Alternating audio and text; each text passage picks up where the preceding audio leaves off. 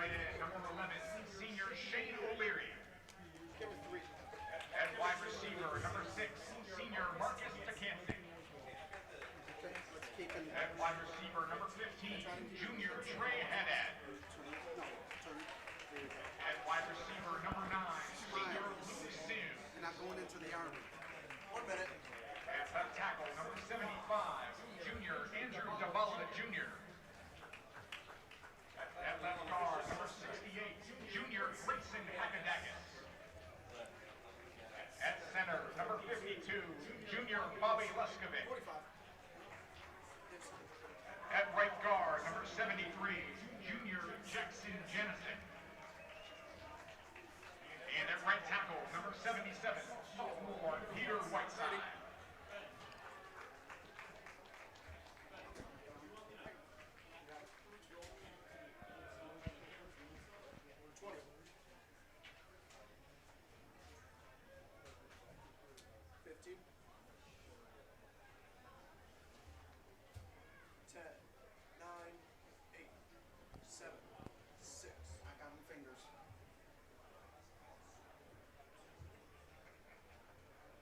Two miles south of the shores of Lake Erie, here from Euclid Community Stadium, you're tuned in to the Rock Entertainment Sports Network here on Saturday Football Frenzy. Tonight, the St. Ignatius Wildcats and the Pickerington North Panthers. Hello, everyone. I'm Dave Takis. Alongside me, Adam Noga and Alex Carl. And these are two teams still looking for their first victory of the season.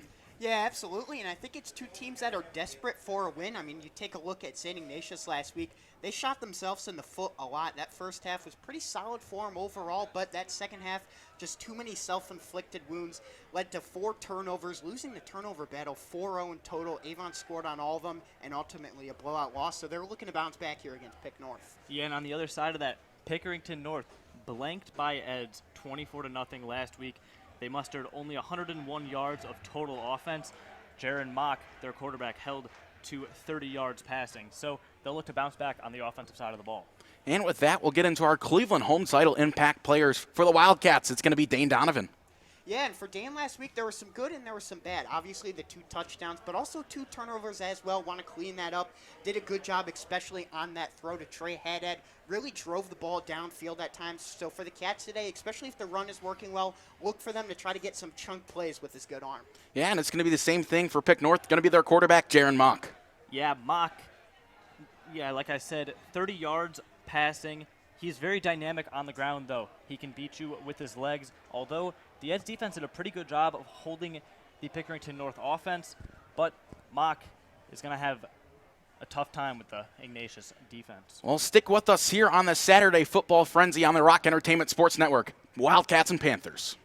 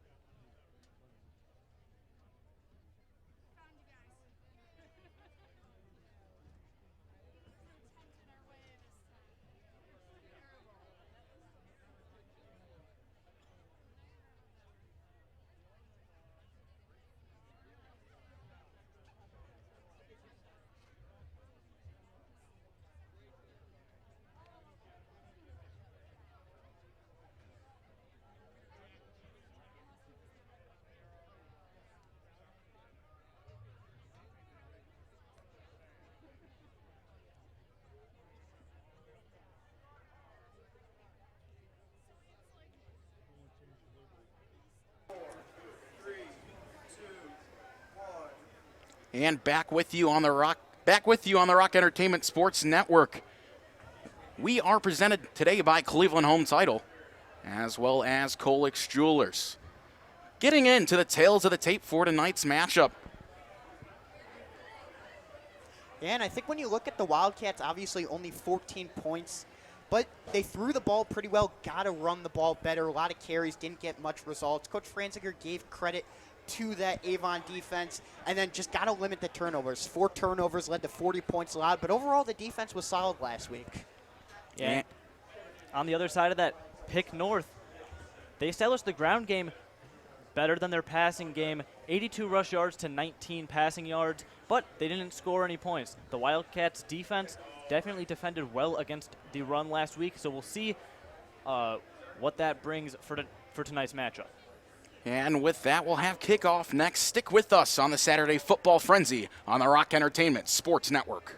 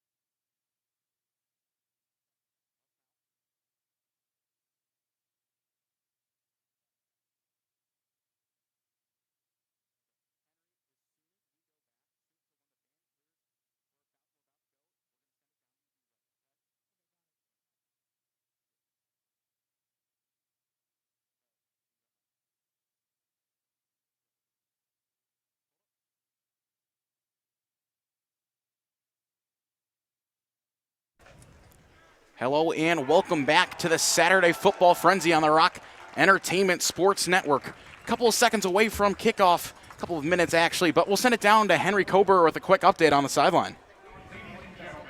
Thanks, Dave. Earlier this week in a meeting with Coach Franzinger, he pointed out two key factors for the Cats to win this game. Number one was execution, and number two was failure to... And a couple of communication issues down with Henry. Well, we'll just kind of pick it up from here. We talked to Coach Franzinger earlier this week, and he did talk about the execution with the Wildcats. A couple of too many turnovers for the Cats in that game. And quickly, we'll have a moment of silence. And back from that. But really, just with the Wildcats this week, they got to clean up the turnovers, don't they? Yeah, absolutely, and I think that's the biggest key for them to winning this game is winning the turnover battle. They lost it 4-0 last week, and on every turnover they had, you know, Avon turned it into 6 points, so that's a big key for them is to limit the turnovers, win the turnover battle, get some of their own. They didn't have any last week as well, so that's a big aspect to trying to win this game is winning that turnover battle.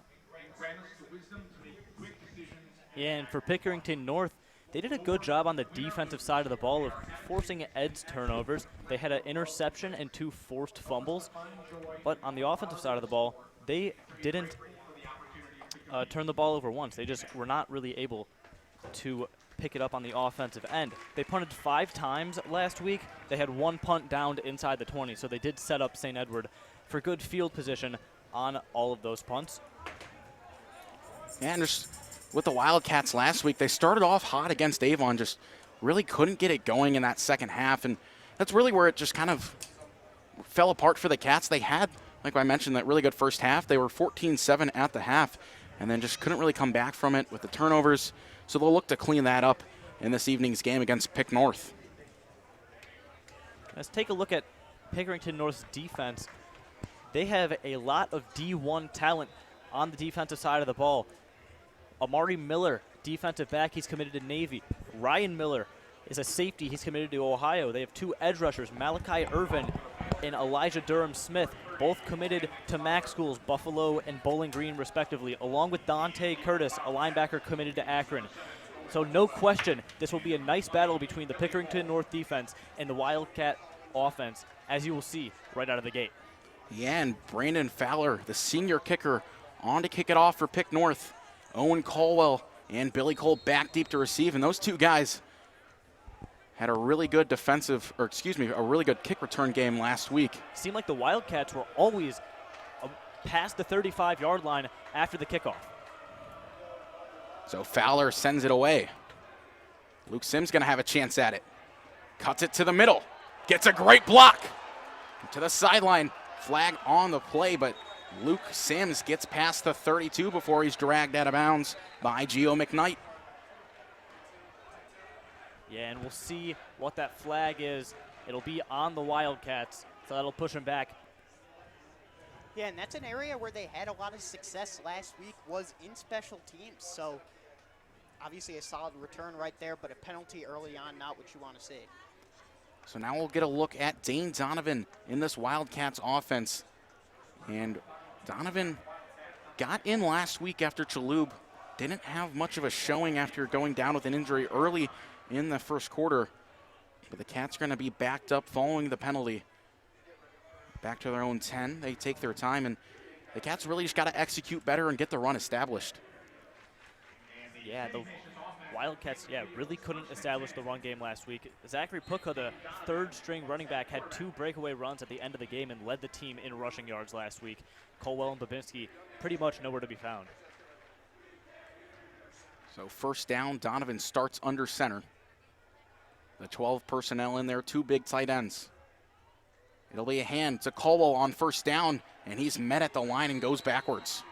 Yeah, and that's an area they struggled in last week was running the football, and you see it again right there. Just trying to get some space, some breathing room, backed up against your own end zone, but not much going on. And something about the Wildcats, they had more success last week running the ball outside as opposed to up the middle. Owen Colwell bounced a run outside along with Zach Puka on 2 halfback tosses. So the Wildcats backed up. It'll be 2nd and 10 on their own 10-yard line. Quick audible to the sideline.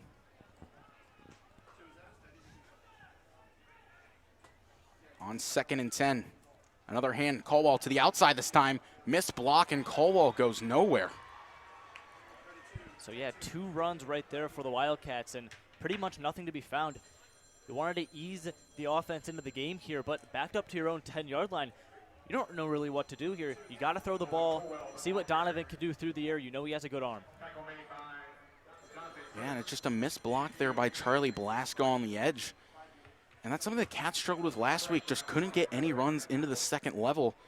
And really the offense couldn't do much unless it was through the air, but backed up.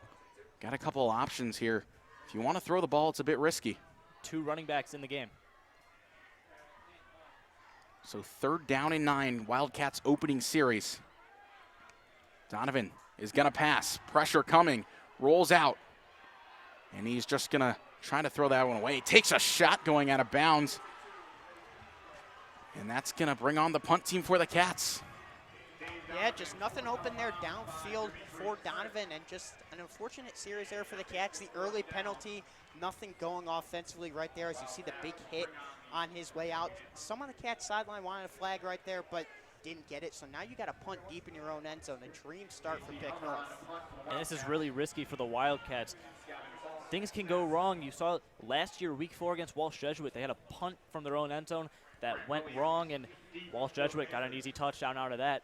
So you want to make sure you get this punt away. So it's going to be JT Hummer, punting it away for the Wildcats tonight.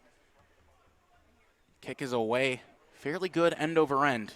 Fair catch called for, and Pick North's going to start with great field position on the Wildcats' 47-yard line.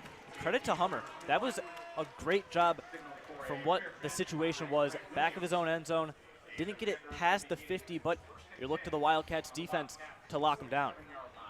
Yeah, and unfortunately, this is a scenario we saw all too much last week with this defense kind of being backed up a little bit. A lot of good field position for Avon, and obviously they were on the field a lot with all the turnovers here, and right away Pick North is starting with great field position on the Wildcat side of the field. So we'll get a look at Mock and his offense. Not a lot from them last week, but Mock can use his legs well. He's going to pass on 1st down, a quick slant, and a little flick to the outside, and Ja'Shawn Thomas cleans it up. But a trick little play on 1st down. Yeah, how about that on the first play of the game? A little hook and ladder action going on. And right there, just kind of sat down in that little zone, as you'll see right here, then just kind of flipped it back, but a big hit by Ja'Shawn Thomas out of bounds. But Pick North will take that all day. 1st down, move the chains inside the 40. Yeah, 1 play on offense, and they're already at the 38-yard line. The Wildcat defense is going to have to pick it up right here. So it's going to be 1st down and 10 after the 1st down pickup. Mock, nobody in the backfield with him.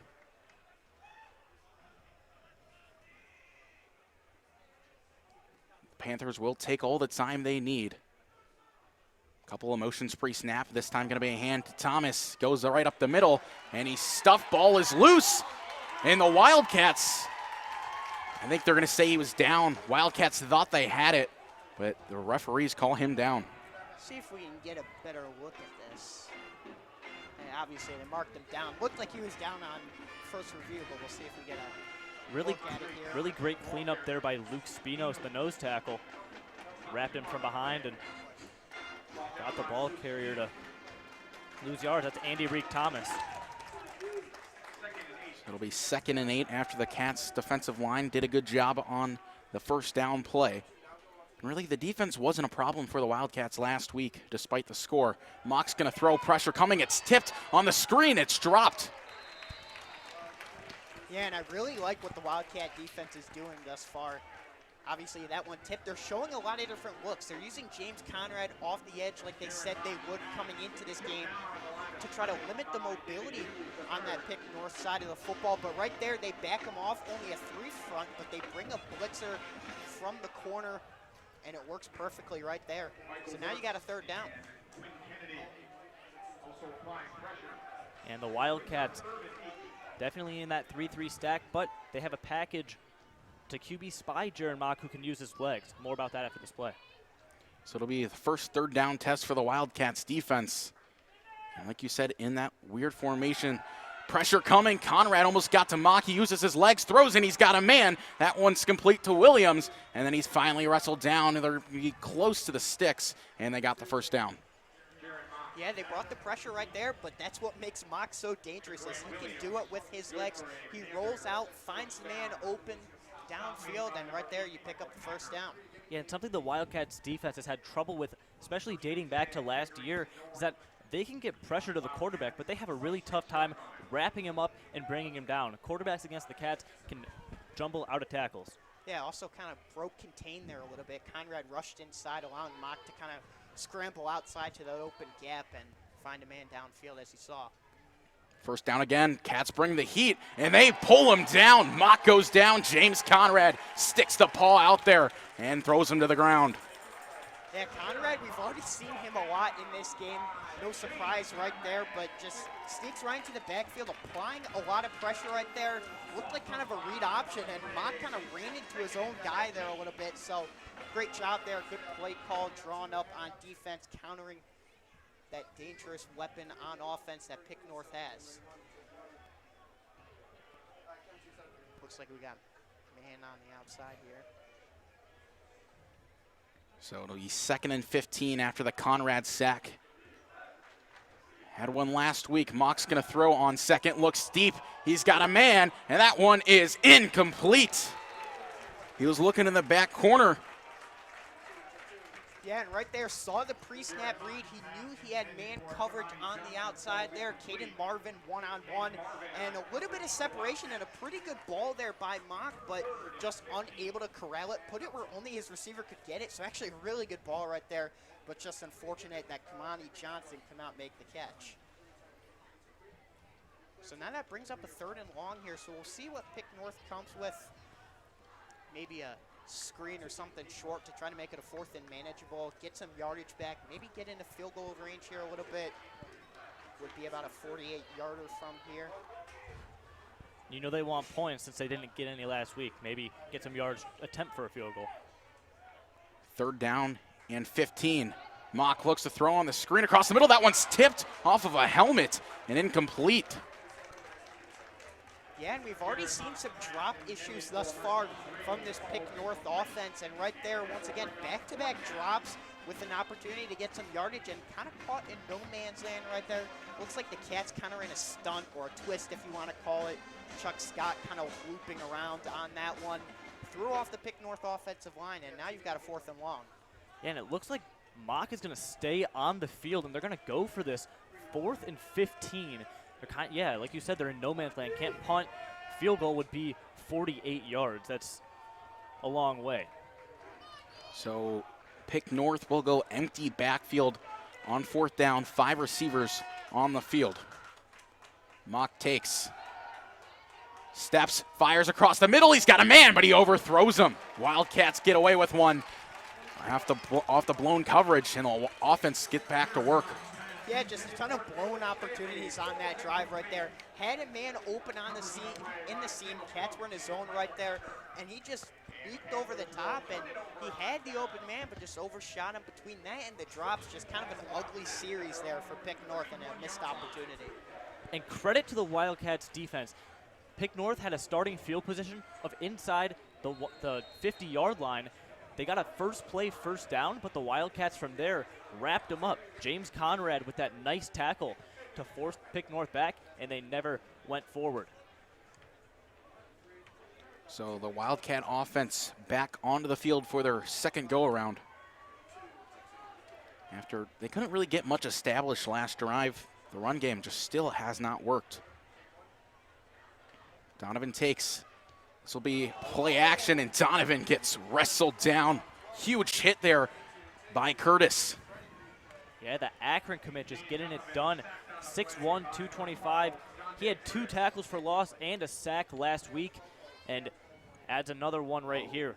Yeah, it looks like he just came around the backside there, unblocked. A little bit of miscommunication by that Wildcat offensive line right there. And just a free rusher in the backfield, and Donovan didn't see it coming. Pick North has generated a lot of pressure thus far. So the Cats are going to throw. Quick swing pass. Donovan rushed it, and falls incomplete, and the Cats are backed up way far on third down. And the offensive woes continue. You know, they couldn't really get anything going in the second half last week, and right now it looks no better. 5 plays, and you've lost about 10 yards net. Yeah, they keep trying to simplify the game plan. As you saw right there, just a little swing pass out of the backfield, but even things like that aren't working, so just got to pick up some positive yardage here on 3rd and long. So it'll be a keeper from Donovan. Thought about throwing it, and then he wrestles his way back to the original marker, but nothing further, and the Cats punt team is going to be back out there. That was a play designed to give your defense some room. I mean, if you break a big extra bonus right there, but they just need a positive play offensively. They just have not had that whatsoever thus far. And you saw on that play, number 16, Ryan Miller, the safety, coming down on the line of scrimmage, and he was unblocked on the outside, so Donovan had to keep that one, and with Pick North's defense, they just weren't going to let him get that first down. So the punt from Hummer is a good one, end over end, and a very good one, a sliding catch, and that's where the Panthers will take over. Cats flip the field, and the defense will get back out there. Punting, a very important part of the football game, and Hummer is doing a fantastic job right now of just giving the Wildcat defense just room to work with, not having Pick North have a great field position. He had a good punt out of the end zone last time and flipped the field here. Yeah, absolutely, and now you finally give your defense, some room for error. Didn't really have that on that last drive. Pick North got the 1 first down, but other than that, Cats defense was sharp again, and right here backed up at the 20. This is what we saw in the first half last week. The offense is going to need to stay on the field for longer drives. The defense can get really tired being out there for a long time. So first down, and it's going to be a false start on Pick North. Yeah, put a man in motion right there, and that was just looked like kind of a slow developing play. Seems like some confusion up front, certainly, and you see the penalty right there. So Pick North struggled last week offensively, and you're seeing it again so far this week.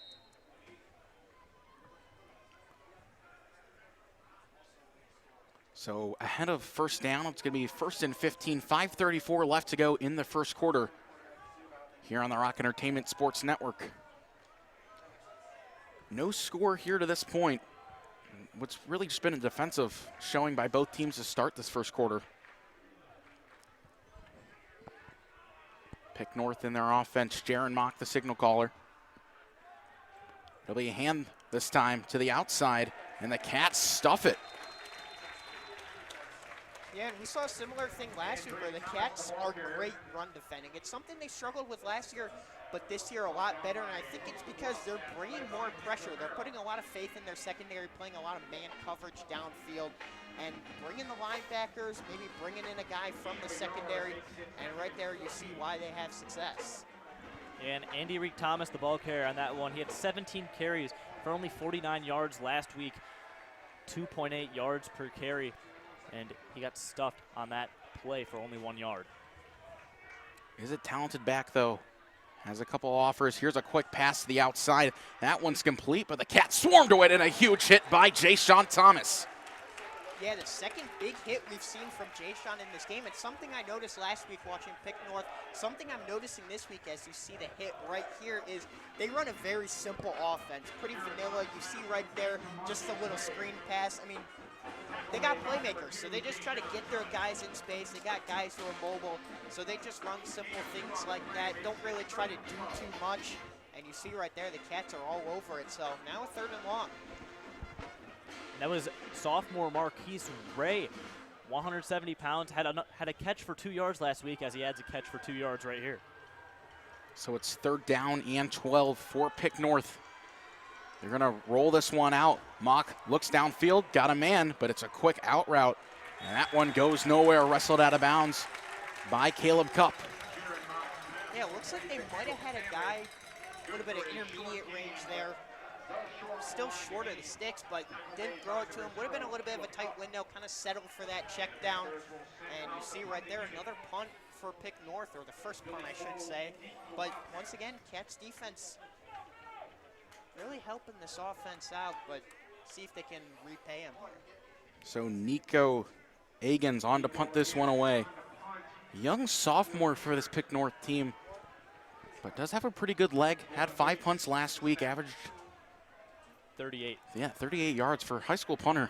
It's a pretty good boot.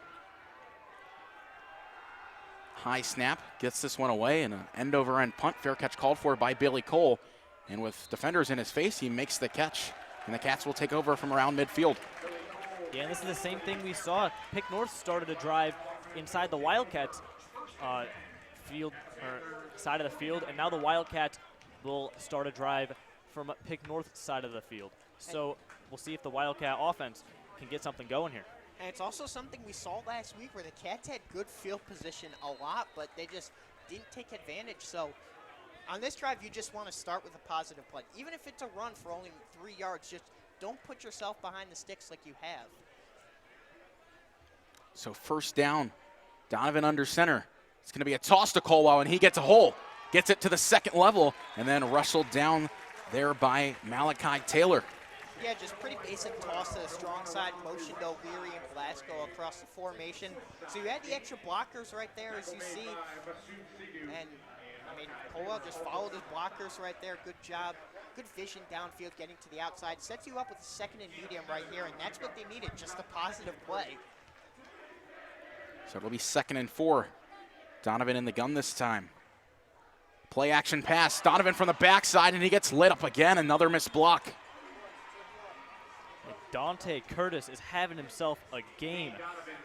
The Akron commit already making an impact. Yeah, it just seems like this Wildcat O-line is getting confused at times. You're seeing a lot of free rushers come through the line. They're losing at the line of scrimmage as well. And that's what you didn't want there on 2nd and medium right there, to be put right back behind the sticks.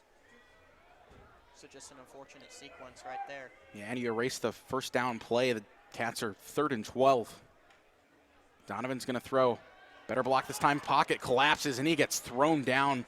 Pass had no chance and was incomplete, and Donovan's gotten hit a lot tonight. Yeah, better protection that time around, but when you're behind the sticks, it takes a while for those routes to develop, and that's what you see right there. But another pressure off the edge on that right side. And the Cats are going to be forced to punt yet again. It was Elijah Durham-Smith on that pressure. He had a forced fumble and 2 sacks last week.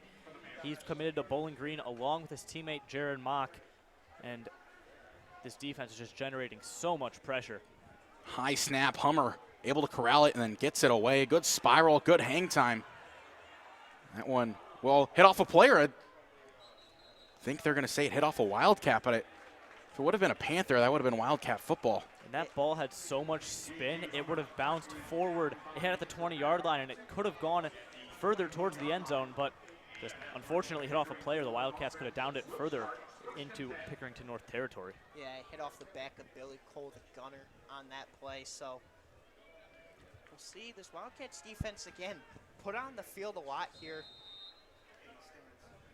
But really, Pickerington North just hasn't gotten much going whatsoever. Yeah, it's just been back and forth for both the defenses at this point. 1:42 left to go in the first quarter, still no score. Pick North getting it started from their own 20 this time. Cats are going to bring the pressure. It's going to be a handoff to the outside, breaks a couple tackles, and then finally pushed out of bounds there. It was Andrique Thomas on the carry. Yeah, and that's the bread and butter of their offense, is opening up the run game. If you can run the football like that, it's also going to open up the lanes for Mock at quarterback, kind of those read options, keep the Cats on their toes. They're also creating a lot of deception with a lot of these looks. They're bringing that linebacker off the edge. It'll be Kennedy or Conrad typically, but sometimes they'll back off, and other times they'll obviously engage and try to rush the passer, if you will, or on run play, stop the run at the line of scrimmage. And when the Wildcats run commit, it opens up passing lanes for Pickerington North. So it'll be 2nd and 4. Mock will send a man in motion. Another hand to Thomas. This time he's met by Quinn Kennedy and then brought down by a couple more Wildcats.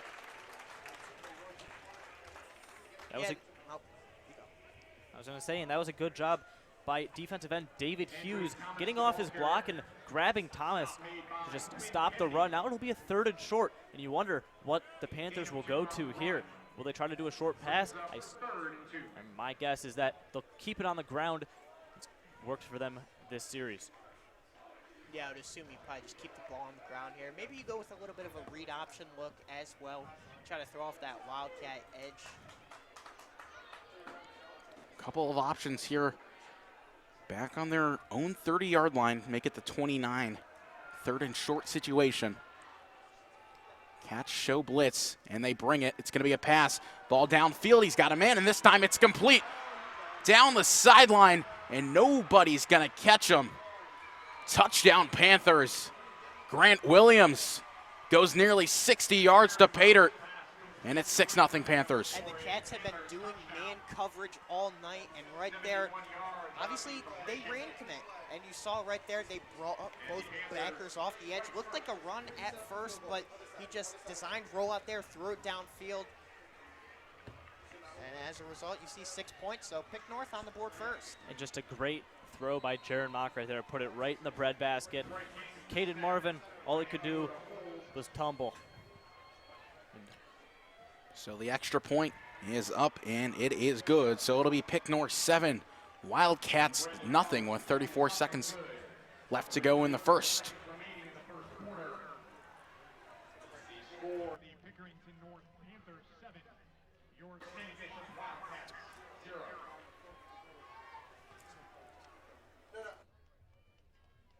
The UH Drzezinski Sports Medicine Institute is proud to be the official healthcare provider of St. Ignatius High School.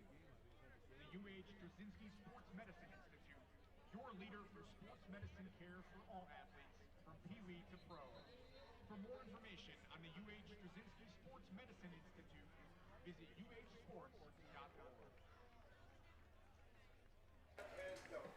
Back with you on the Saturday Football Frenzy on the Rock Entertainment Sports Network.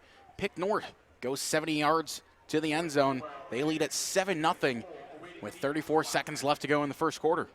Yeah, and that's disappointing for the Cats, certainly, especially since you've been playing good defense all quarter, but one bad play right there, and as a result, 7 points on the board. Cats got to respond. Can't have another 3 and out. So Fowler on to kick it away for the second time tonight. Another short kick. Cole going to have a chance. Tips off of him. He's going to have to make up some ground, and he does. He's got a block. Cole to the 45, and he gets it to midfield. What a return by Billy Cole. Yeah, right there, kind of went with an intermediate kick, took a bad bounce right there. Tried to limit the return from Cole, but he is so dangerous in open space. We saw it last week. We see it again right there. Just picked up the ball, found his lane. Really good job blocking downfield. And once again, the Cats have good field position. Got to take advantage. Yeah, second straight drive where the Wildcats will start with the ball just around the 50-yard line. And hopefully the offensive line will generate more time for Donovan to work. The run to the outside worked on the first play, but then Donovan just got blown up twice, and the Wildcats were forced to punt. See if they can get a first down here. There'll be a hand on first down, and Colwell goes nowhere. Nothing open for him. This Pickerington North defense is just suffocating. Players fast, strong, moving around the field, and they're just stuffing all of the Wildcats' offensive options. So there's 5 seconds left in the quarter. Doubt the Wildcats will get a snap off. And indeed they won't. So at the end of the first quarter, it's Panthers 7, Wildcats 0. You're watching the Saturday Football Frenzy on the Rock Entertainment Sports Network.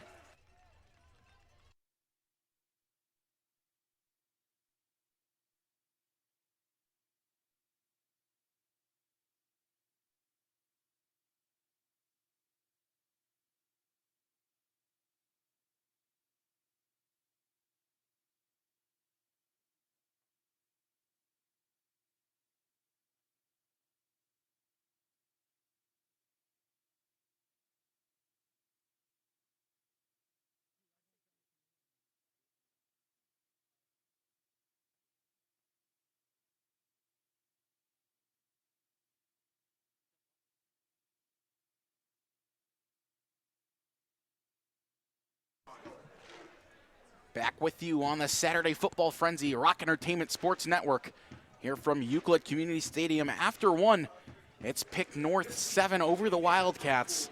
Wildcats offense had good field position to start this drive, and first down just didn't go anywhere.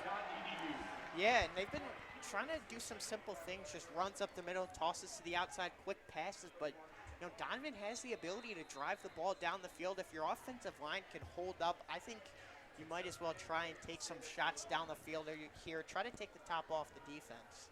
Yeah, and with a good showing from the Cats student section tonight, wearing that USA theme, you got to give them something to cheer about. There hasn't been much on the offensive side of the ball. So it'll be second and 10 for the Wildcats out of the quarter break. Donovan looks to throw, pressure coming. They gets a quick out to Luke Sims, and he catches that one. First completion for the Cats tonight. So it's good that the Wildcats got positive yards on that play, bringing up a 3rd and short. Hasn't been too much of that, especially in the first quarter. So baby steps for the Wildcats. See if they can pick up their first down of the day here. Yeah, and if Pick North is going to keep bringing pressure like that, you might as well just go to some quick things there. You saw the quick out route right there by Sims. Get the ball in your playmaker's hands, make something happen here. And you've got a 3rd and medium coming up here, 3rd and 4 officially. So they just haven't had a lot of time in the pocket to take shots downfield. So they go to Colwell, and he loses the ball, and it's scooped up the other way. McKnight has it. He's got daylight, and it's a defensive score for the Pickerington North Panthers. They go up 13-0. Looked like just a fumble in the transition right there. It was a good snap. We saw some problems with that last week, but they've been good so far. I think when Donovan was taken off, Colwell just kind of left without the ball, if you will, and right there, again, the turnovers continue to cost the Cats. And that's just demoralizing for the Wildcats. Apart from the 6 points on the board for the Panthers, the Wildcat bench is just going to be disheartened after that one. Now a funky formation for Pick North. They'll go back to the line.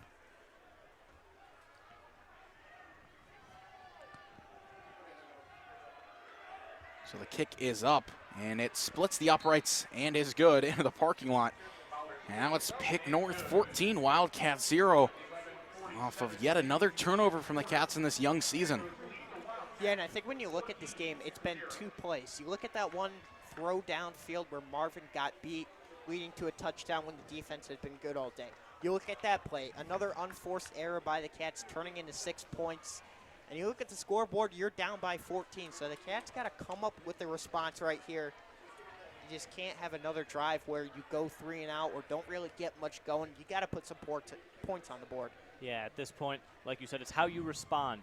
You got attacked right here, and will the Cats respond to this adversity?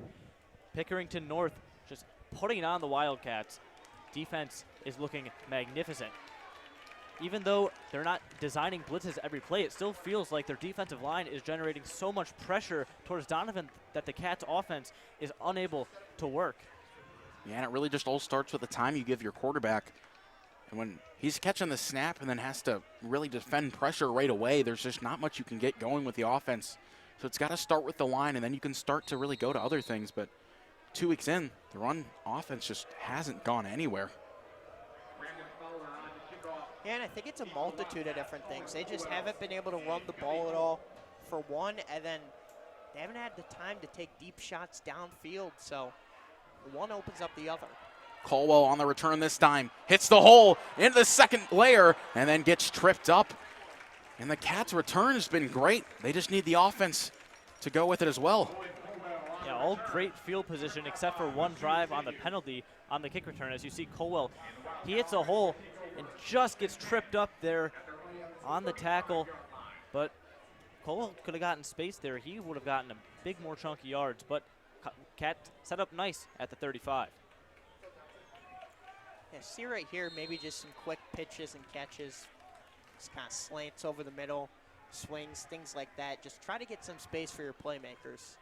It'll be a play action over to Takancic on the outside. Makes a man miss, stays on his feet, but then met immediately by more Pick North defenders. Yeah, one-on-one tackle opportunity, and Pick North did not miss on that one. Tekantic got stopped, and then 2 more Pick North defenders helped Demetrius Curtis come over and make that tackle. And there's just not much the Wildcats can do right now when they try to throw downfield. The pressure's getting there, and they can't get the ball out. Trying to get their playmakers in open space, just not able to shake off those tacklers. They go to Babinski this time, and he goes right up the middle and goes maybe 2 yards.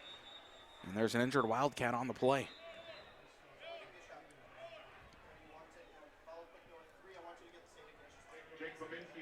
Looks to be Peter Whiteside, the Cats' right tackle, down on the play.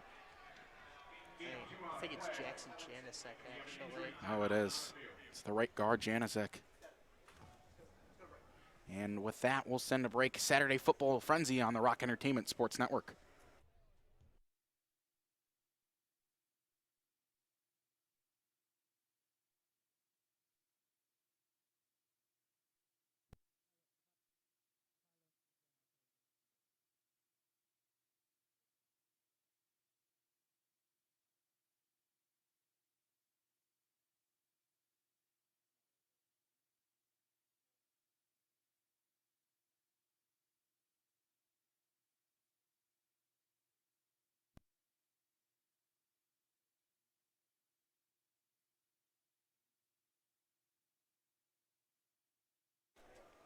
Back with you here from Euclid Community Stadium. Janicek off under his own power, running off the field. Good sign. Midway, well, a couple of minutes into the second quarter, it's Panthers 14-0 over the Wildcats, and the Cats are going to be set up with a 3rd and long situation, and they're going to have to throw in a backup lineman, and it's going to be Alex Miller. Yeah, and the thing is with Jano, I mean, I've known him for a couple of years. He's a really tough kid, so if nothing's broken, he's going to try to get back out there and play, certainly, although he might be advised not to. But, you know, he never wants to miss any games. He's a fierce competitor. So Donovan's going to look to throw. Throws across the middle to Sims, and he's got it. He's past the 50. Sims with a foot race to the outside down the sideline. And Sims goes all the way to Pater. And Sims, we saw that last week against Avon. He took one more than 50 yards, and he does the same thing here. Dynamic play for the Wildcats offense, and the Wildcats seem rejuvenated and are back in this ballgame. Yeah, it seems like that injury kind of fired him up a little bit because Jano came back to the sideline hyping everybody up, and you see right there, Sims just kind of sat down in that zone on that over the middle and just took it all the way. That's what happens. You got playmakers, you get them in space, good things happen. Now it's Kyle Ritt, the sophomore kicker, on to attempt the extra point for the Cats. Went 2 for 2 last week.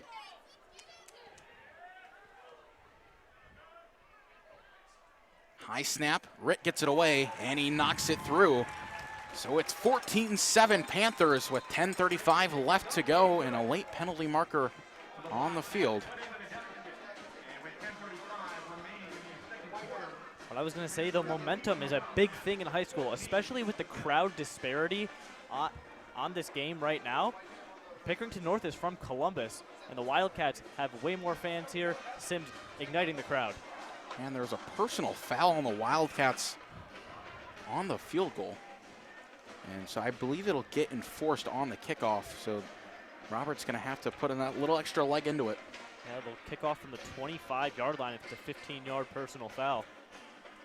Yeah, didn't quite see what happened, but there has been a little bit of chippiness on both sides I've seen after plays, especially in the trenches. Obviously, when guys are putting hands on each other, there's a chance that things do get chippy a little bit, and that's what you see right there. But you were talking about it, Adam. That's a big score for the Cats. It felt like all momentum was on Pick North's side, but right there, they get the score right back, and it's similar to the Panthers in the sense that the Cats felt like they could do nothing right offensively, but right there you get one thing to go well, and hopefully things start moving.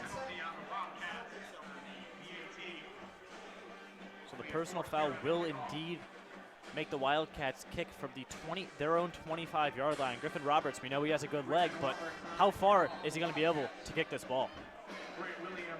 Roberts usually, when he's from the 40, gets it for a touchback, if not close. But returners for Pick North set up around their own 20-yard line. Roberts kicks it away.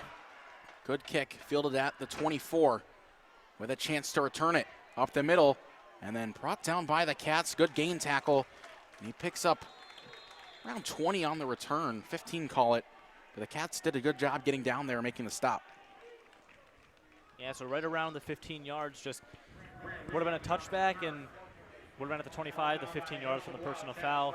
The Panthers start at the 40-yard line, and after that last drive by the offense, they have been on the bench just sitting for a long time. So has the Cats defense. So we'll see rested players on both sides of the ball right here.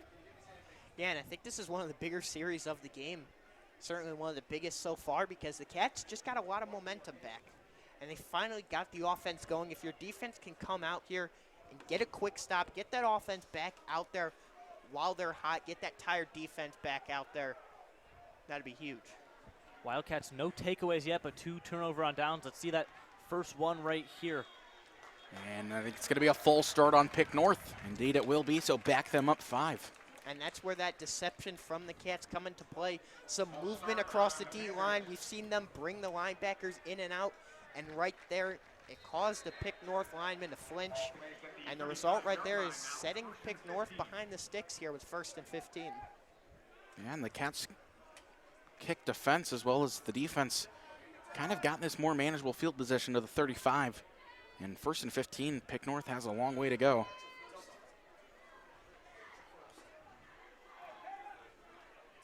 So Mock on 1st down, looks to throw, steps up, pressure coming from the backside, and he's just going to decide to keep it himself, gets back near the original line of scrimmage, and there's another Wildcat down on the play. I believe it's Luke Spinos. Yeah, the Cats, the injury bug has kind of gotten them thus far. And we saw right there kind of a different look, bringing Billy Cole off the edge. We've seen them do it with Conrad and Kennedy, but right there bringing Cole around the edge, took a really wide angle to the quarterback, as obviously with his size he's not going to be able to overpower a tackle, but kind of took a wide angle and came around, forced Mock to scramble outside. Did get back near the original sticks a little bit beyond that, but still a 2nd and long. And that's where you see, though, Mock so dynamic. He can weasel out of any pressure situation and just get even a gain like that. Gain of 6 yards, helpful on 1st down to nullify that full start penalty. And Pick North has an opportunity here. And Spinos really ginger on that right leg, but he's up on his feet. The training staff's going to help him get to the sideline. Definitely not good for the Wildcats. Spinos, young guy, only a sophomore for the Wildcats, but he's been making a pretty big difference in the first 2 weeks. So I hope he's okay. Yeah, and he played center last year on freshman, but athleticism there, can play in the trenches and has been solid so far, but the Cats' defensive line depth, which is already thin, is going to be tested here.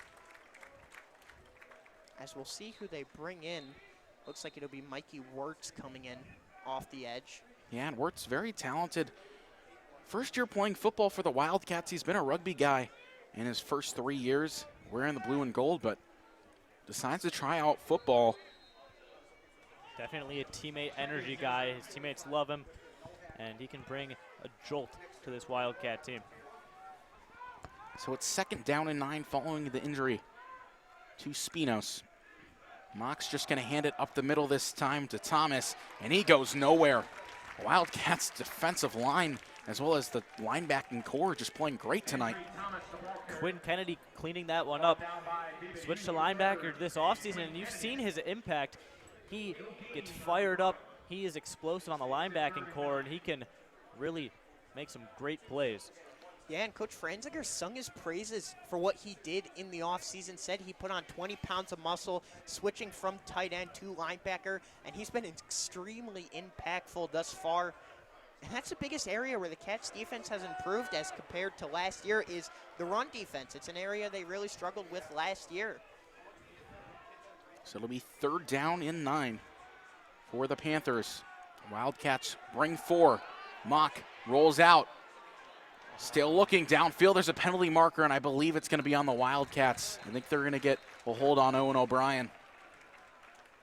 And if it's a hold, that means it's going to be a first down for the Panthers. Yeah, and those are the self-inflicted wounds we talk about if that ends up being what it is. Can almost guarantee it. O'Brien kind of just got handsy, and there was a Panther down on the field, and indeed it will be on the Wildcats. And so it's a free first down for Pick North. Yeah, and you saw right there, he just kind of ran a curl route on the outside, but when Mock was flushed out of the pocket, obviously the receiver tried to run with him right there. And just a little bit of hold there from O'Brien as the receiver started to break, and as a result, a free first down. Cats still do have 49 yards to work with. They do move the spot up 2 yards to the Wildcat 47, so 47 yards between the Wildcats line and the end zone. With 9:24 left, 9:23, pardon me, in the first half. Mock's gonna hand this one this time. Miller to the outside, and then he gets chopped down. And it was Michael Packer in on the stop. Yeah, really good cutback right there by Miller. Was running to the outside, but Conrad was right there, put his right foot in the ground, cut it upfield, and was able to find that hole. Pick up a really good gain on first down as Pick North continues to move the football down the field. This is a dangerous spot. 2nd and 3. Pick North could try to take a shot down the field on this play since you're in 4-down territory from this part of the field. Yeah, and after the 8-yard pickup on first, you don't really have much to go. So might as well take a shot if you're Pick North. Mock's just gonna hand it though to Thomas, the outside, and he gets stuffed. Nick Rivera leads the way, and it's gonna be 3rd down. And that was not the ideal play.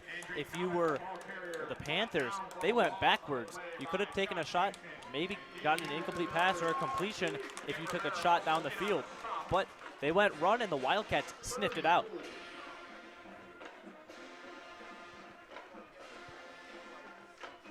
So it'll be a 3rd down and 4 for Pick North. Be huge for the Wildcat defense if they could get off the field here with just over 8 minutes left to go in the half. 5 up front. Mock gonna hand it up the middle, and he's stuffed by Nick Rivera. It's gonna be close. I think they got it. And they will give Pick North the first down.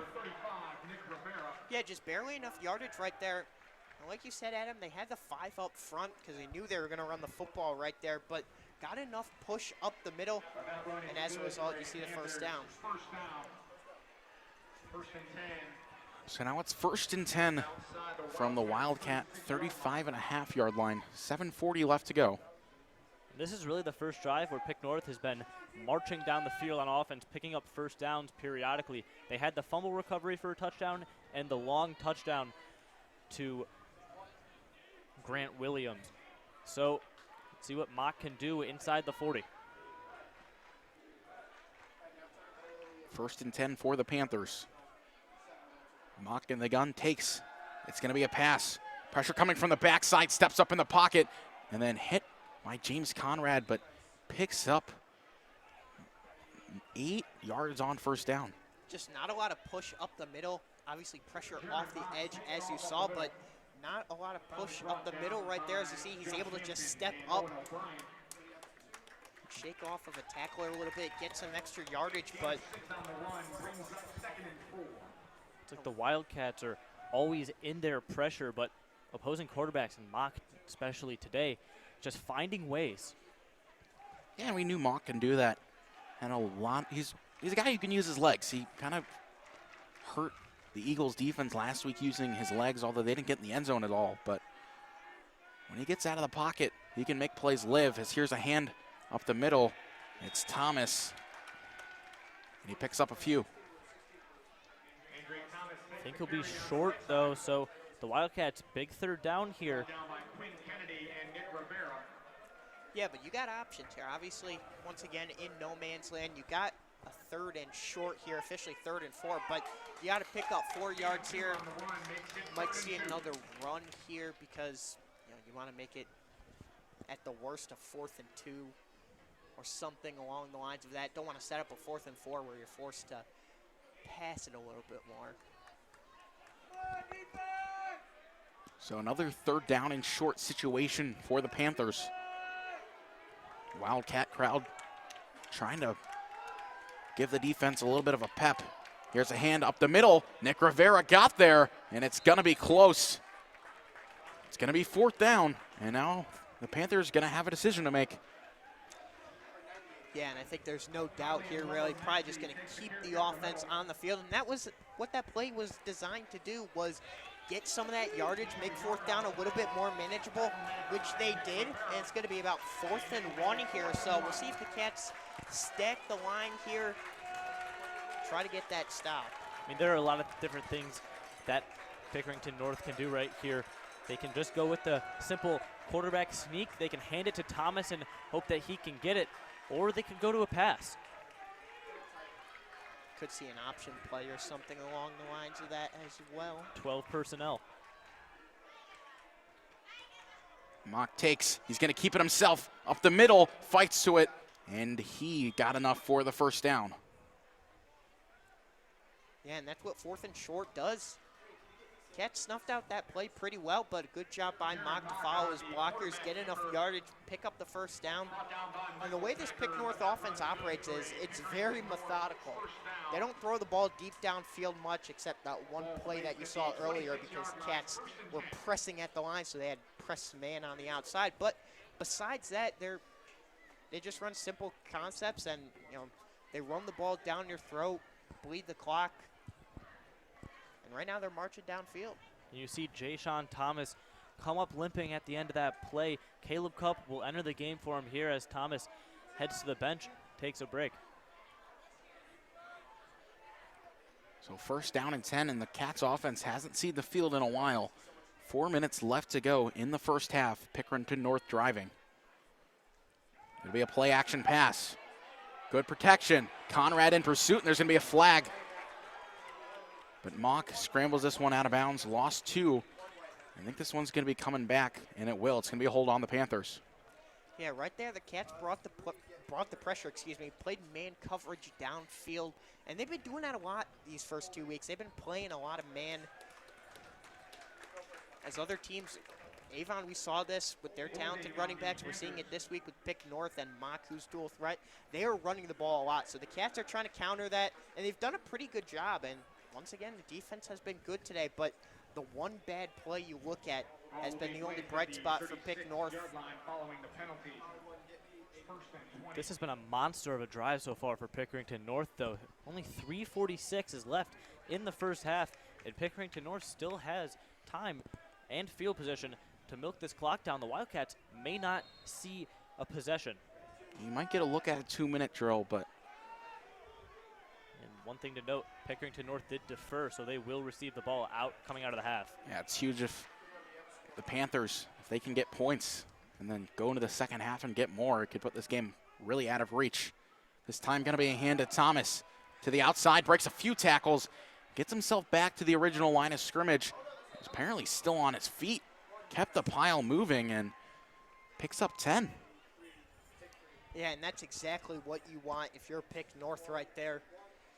1st and 20 behind the sticks, you're just running the football or doing a quick screen, something quick to try to get some yardage back, something simple. And right there, they get close to back to the original stick, so it makes it a 2nd and long, but you give yourself an opportunity, especially here in no man's land where you're probably going for it on 4th down unless you get a little bit more yardage. So it's 2nd down and 11 for Pick North inside of 3 minutes in the half. Play action pass, looks to the end zone. He's got a man, and that one is overthrown, was looking for Grant Williams. And the Cats are more than comfortable playing man coverage because most of the time they've been step for step with them. As you see Billy Cole right there, a little bit of separation, but North hasn't been able to hit on those deep shots besides the one we saw, as you see right there. Throw the outside, just overthrew his man. Had a little bit of outside leverage, but just overthrew him right there. So to bring up 3rd and long. Yeah, and Billy Cole really stepping into that role. Young guy, but He does a lot for the team. He's playing corner right now. He's had some deep kick returns. And now it's going to be 3rd down and 11.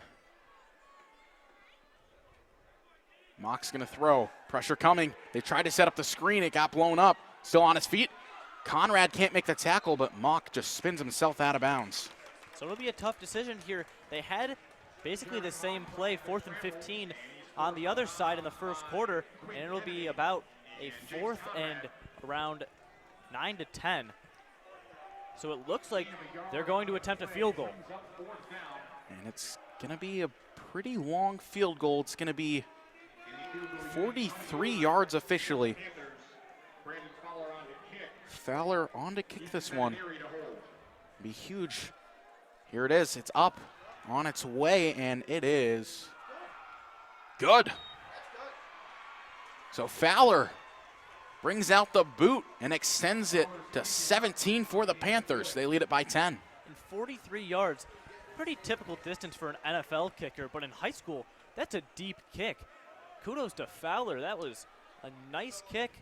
And Pickerington North up by 2 scores. You're going to see right here, kind of knuckled a little bit and just tucked inside that right upright. Barely had enough leg on it, but hey, credit to him and credit to that Pick North offense. That was their first drive that they really put together. They had the 1 score, but it was only a 1-play touchdown drive. But right there, that was their first real complete drive, and you were able to get some points on the board and respond to that Wildcats offense. The Wildcats, 2 minutes, 37 seconds on the clock. They do have all 3 timeouts, so you'll see what happens with this 2-minute drill. And their last drive, Luke Sims goes 65 yards to the end zone, his second long receiving touchdown of the year, and it's not doing too much, just quick routes. And that's where he's really showed himself in the open field. So if you get a couple quick plays for a big chunk, the Wildcats can definitely punch it in. As Fowler kicks this one away, Billy Cole gonna have a chance. It's off his face mask. He ranges back to pick it up. And he's very upset with himself. Had a chance there, but Wildcats are gonna start back in their own territory. Yeah, and going back to the Wildcats offense, when they've had their success so far, it's been taking what's given to you. Now, granted, there's times where there's not much that's given to you, and you got to give credit to the Pick North defense. You had to give credit to the Avon defense last week, but we've seen when they've scored, it's been just simple concepts right there. Sims sat down in the middle of the zone, found the soft spot in the zone, and was able to take it the rest of the way. So, unfortunately, Cats backed up right here, but Donovan has led these long drives before. See if he can put it together. Drops to pass, throws, and that one is low and incomplete. Was looking for Matt Joyce. Never really had a chance to get there. Yeah, some pressure off the edge right there again. Didn't give Donovan a lot of time, but once again, Joyce just running a little curl, excuse me, on that right side of the formation. Was open there, but it was a tight window, and Donovan was unable to fit it in there with the pressure coming. So it brings up 2nd and 10. Yeah, the Cats have some trouble with the play call. They finally get it. 2:30 left in the first half. 2nd down and 10 following the incompletion.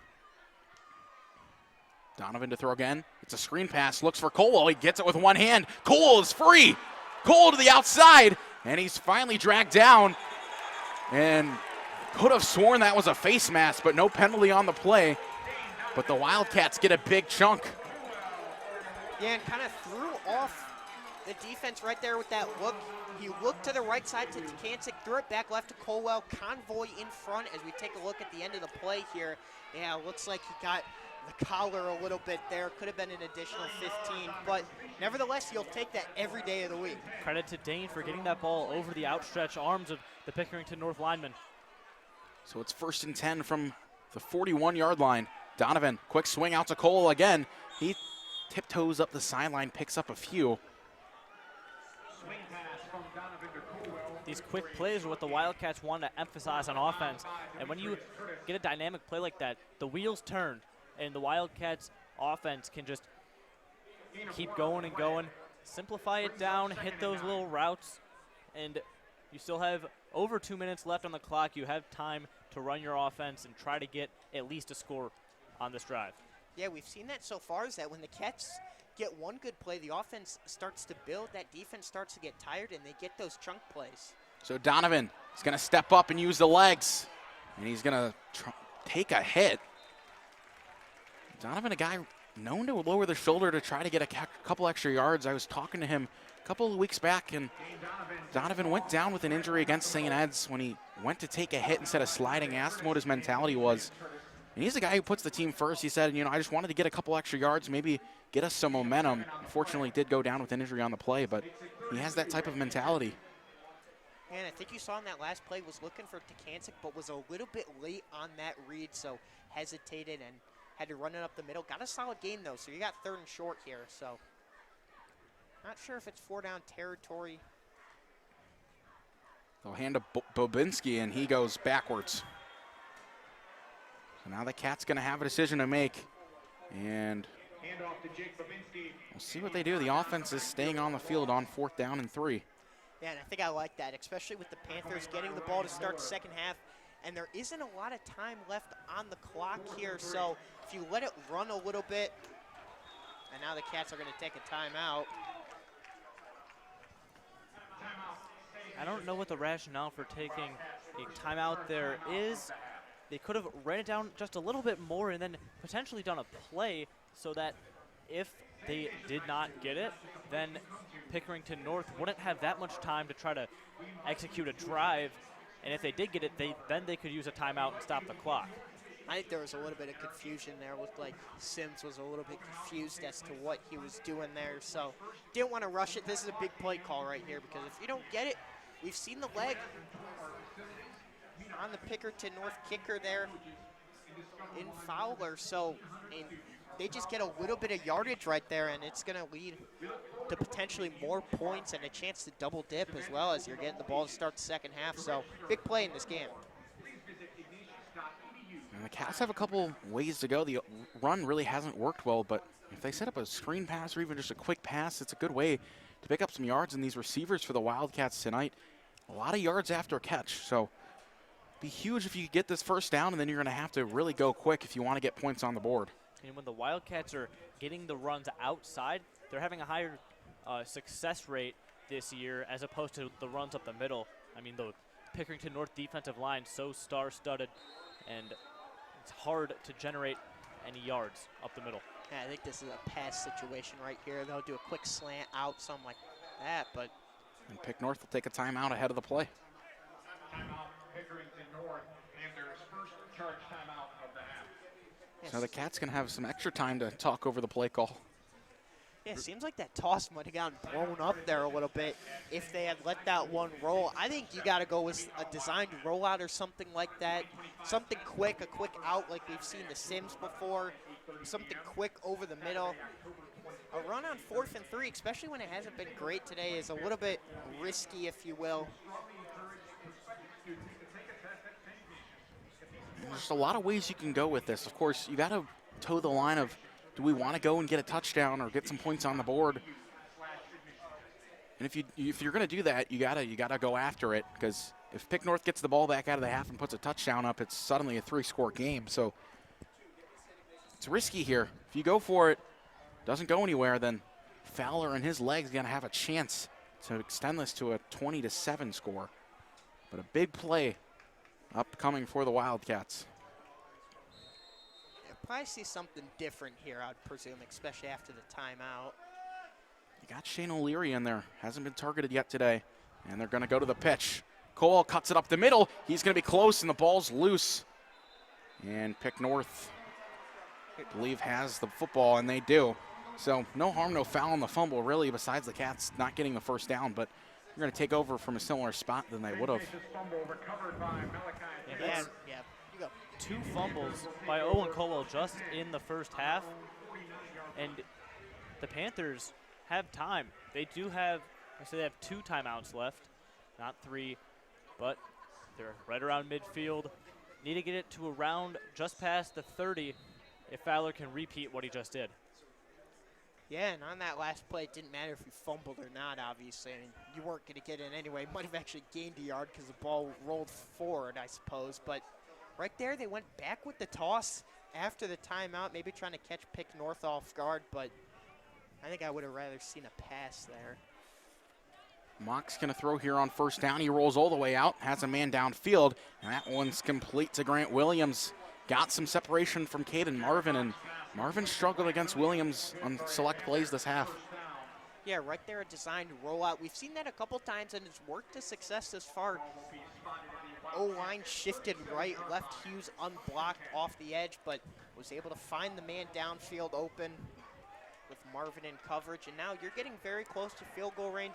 Still 2 timeouts, 53 seconds, plenty of time for them to run their offense here. Pick North goes empty. It's a toss to Williams downfield, and that one is caught. Oh my goodness. Williams sticks out one hand, and he corrals it in, survives the ground, and Pick North's on the doorstep. And you'll see it right here. Williams just extends, gets separation, tips it to himself. I don't think so. And caught the ball. Just an outstanding catch. And Pick North all the way down to the 2-yard line. Yeah. Clock is running, but they do have time. Yeah, I don't know. That one was close. It's tough to see without slowing it down and obviously no replay, but did not look like he had control of that one as he hit the ground. But once again, they've gone after Marvin in man coverage, and it's worked. So Pick North really takes their time inside of 15 seconds. Student section gets going for the Wildcats. It's going to be hand up the middle, and the Cats stop them. Only 7 seconds to go, maybe one more play. And we'll get a look at the catch again. Oh. No, I don't think so. Yeah, the line judge had a tough view, but just didn't look like he survived the ground, so the Wildcats are going to have to swallow that pill and look ahead to this goal line stand. Huge shout out to our camera operators for getting multiple angles of that catch. Yeah, I think it looked like he had the hands on the side of the football. Nevertheless, it's just a great athletic play to bring that in. Yeah, it's close enough, kind of tough to see, so I get why you would call it a catch on the field, but I think slowing it down, that one looks incomplete. We'll get one more look at the play. Slowed down. Oh, yeah, that one. It didn't hit the ground like I thought it did, so give credit. That's a great catch and a great call there by the side exactly. judge. Just a good look at that play, and what a catch by Williams. We've been talking about it for this entire timeout, but, you know, you look back at this game, depending on how the second half goes, that might be a huge momentum shift. I think we're going to get one more look at it. What a catch there. And, oh. That look changes it a little bit. That's really close. That's a really close, really close call. So that's going to be a big play when it comes to the end of this game. Yeah, but we got to focus on the defense lockdown now. And can Pickerington North find a way to get it in the end zone? They have 7 seconds, maybe 2 plays. Only got a yard to get, though, so you could probably just run the football and be all right here with one timeout. And they'll go up the middle, and it's stuffed. He didn't get there. Pick North burns a timeout with 2 seconds left. And I believe the field goal unit might be on. You don't know if they want to roll the dice and see if they can punch in for 6. But what a stop by the Wildcats. I mean, that's big time right there. If they can not have Pick North get in the end zone on this play, it'll still only be 2 scores going into half. And it's a big decision. If you're the Panthers, you have 1 play. Will you decide to kick? Will you decide to try to punch it in? I think you'd be aggressive here. Try to punch the ball in. We'll get a look at the stop. Mock just tried to go right up the middle, and it was Jay-Sean Thomas off the edge, just hit him low. And then the rest of that Cats D-line just kind of closed off the corner. Huge stop. They might have to do it one more time, and how huge would it be if they could? Yeah, and I think the thing is, though, you've gotten a little bit of ground gained each time you've done it. So, I mean, it looks like it's about a half a yard or so. I think maybe you go under center here. Just try to push it up the middle.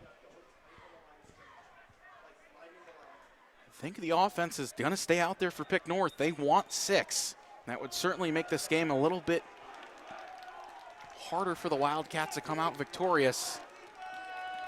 But a huge goal line stand here on the line.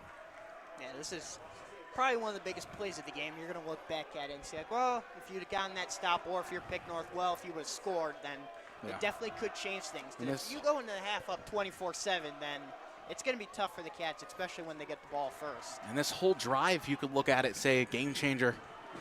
Student section gets going. Might try to use that man on the right side as the lead blocker. Mock up the middle, and he's stuffed. Did he get it? He didn't. The Wildcats with a goal line stand, 3 back-to-back plays, and they hold strong. Wow, what a stop by the Wildcats. That is a big moment. You see right here the handoff. What a stop. Just didn't break the plane. And they'll head into half. Still, the Panthers 17, Wildcats 7. Yeah, they brought that man across to seal off the backside edge, but just didn't get a lot of push up front, and that's why you see the stop. So that's a big momentum play there for the Cats. And with that, that'll do it for the first half. It's Panthers 17, Wildcats 7. You're watching the Saturday Football Frenzy on the Rock Entertainment Sports Network.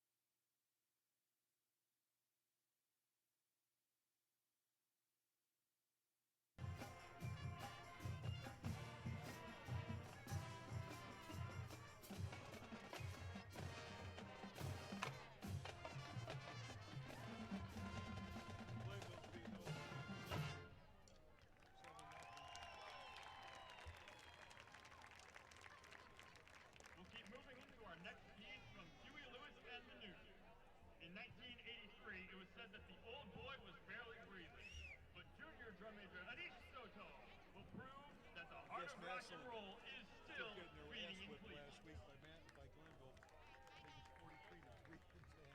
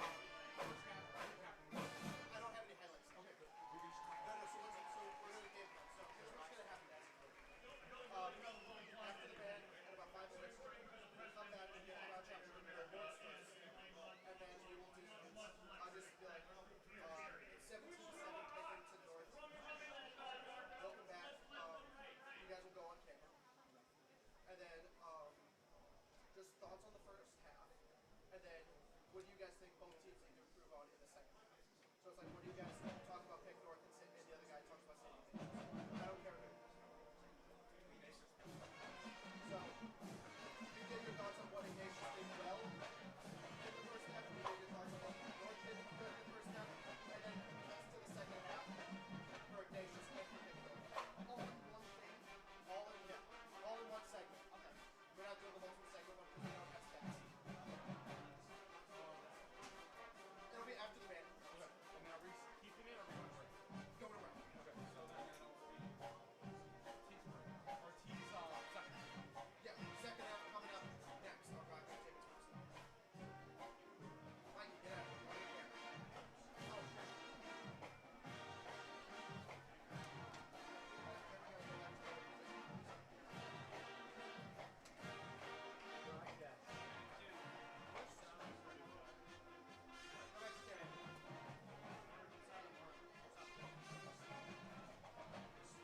So if you guys want to get situated right now, I don't know how much longer the band has. Yes, still up. I have to wait on my mic because it's picking up. No, just like stay. When the band, like a minute after the band's done. All right.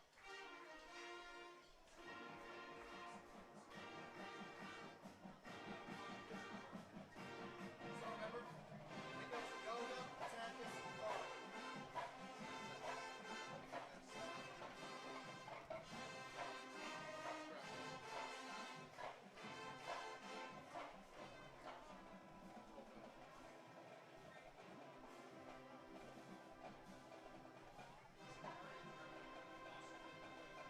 You look beautiful.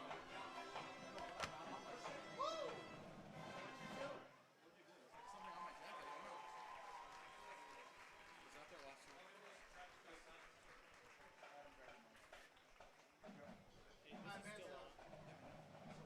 So mute the mics and then get ready.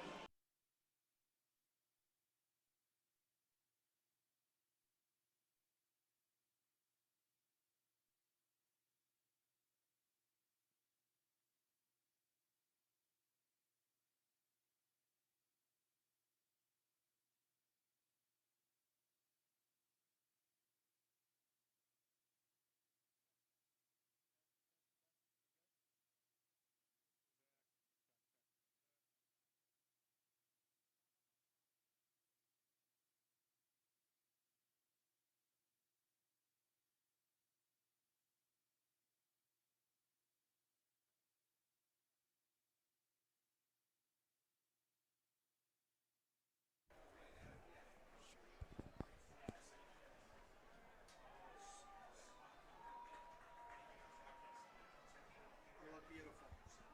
Alright, so we're gonna come back to billboards. So Takis, you'll be billboards.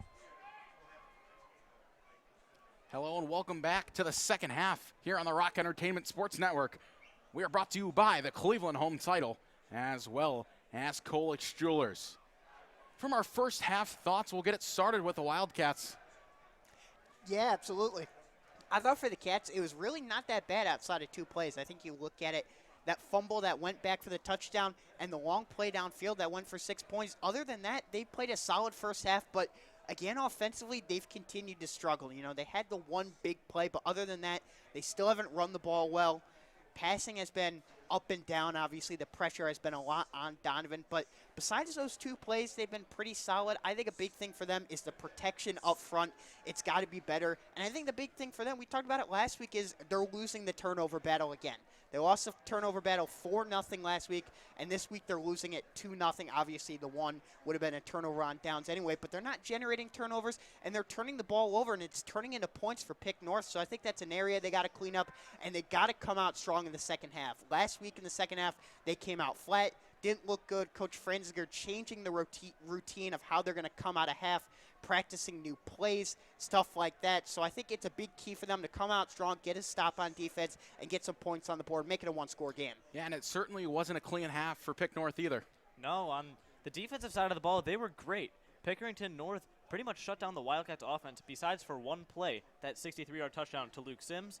But on the offensive side of the ball, they, again, had one big play to Grant Williams for that touchdown on Marvin, and then they had the catch to Marvin down to the 2-yard line. But he didn't, or Pick North could not punch it in. And then they need to improve the offense in the second half. The Wildcat defense doing a good job of containing Pickerington North. And with that, we'll get into our keys to success in the second half, getting started with the Wildcats. Yeah, and I already talked about it a little bit, but a big thing for them is start strong. You saw in the second half last week how they came out, 3 turnovers, leading the scores. That can't happen again. Obviously, 2 interceptions, 2 fumbles, actually 4 in total, but got to get some turnovers, got to get some more stops on defense. The defense has been good thus far, but you got to come out strong. They came out flat in the second half last week, as I was talking about, and as a result, they fell behind and fell into a hole they couldn't climb out of. So down by 10, you can't fall behind by 3 scores. Got to keep this game close and, got to score. The offense, again, not really having a lot of success, so we'll see if they can get it going. Yeah, and Pick North looking for their first win on the season. They got to clean up a couple things as well. Yeah, and I'd say on the defensive end, just continue to apply that pressure. Durham Smith and Dante Curtis are doing very well for the Pickerington North defense right now. And on the offense, Jared Mock has to do better on the ground especially, and hitting those routine plays through the air, hitting those nice short passes, and not missing his men. So we'll have the second half when we come back. You're watching Saturday Night Frenzy on the Rock Entertainment Sports Network.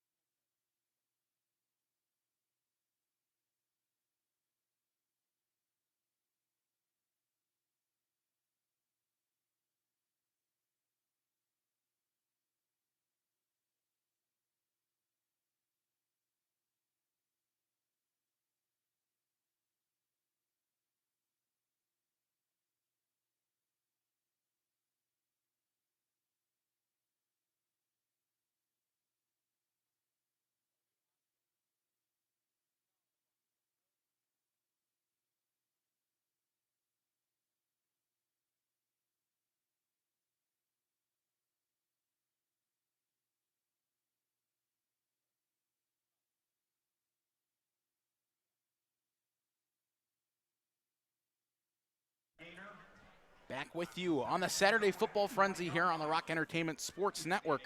We got the Cleveland home title stats from the first half. We'll go ahead and look at them. 45 rushing yards from the Panthers.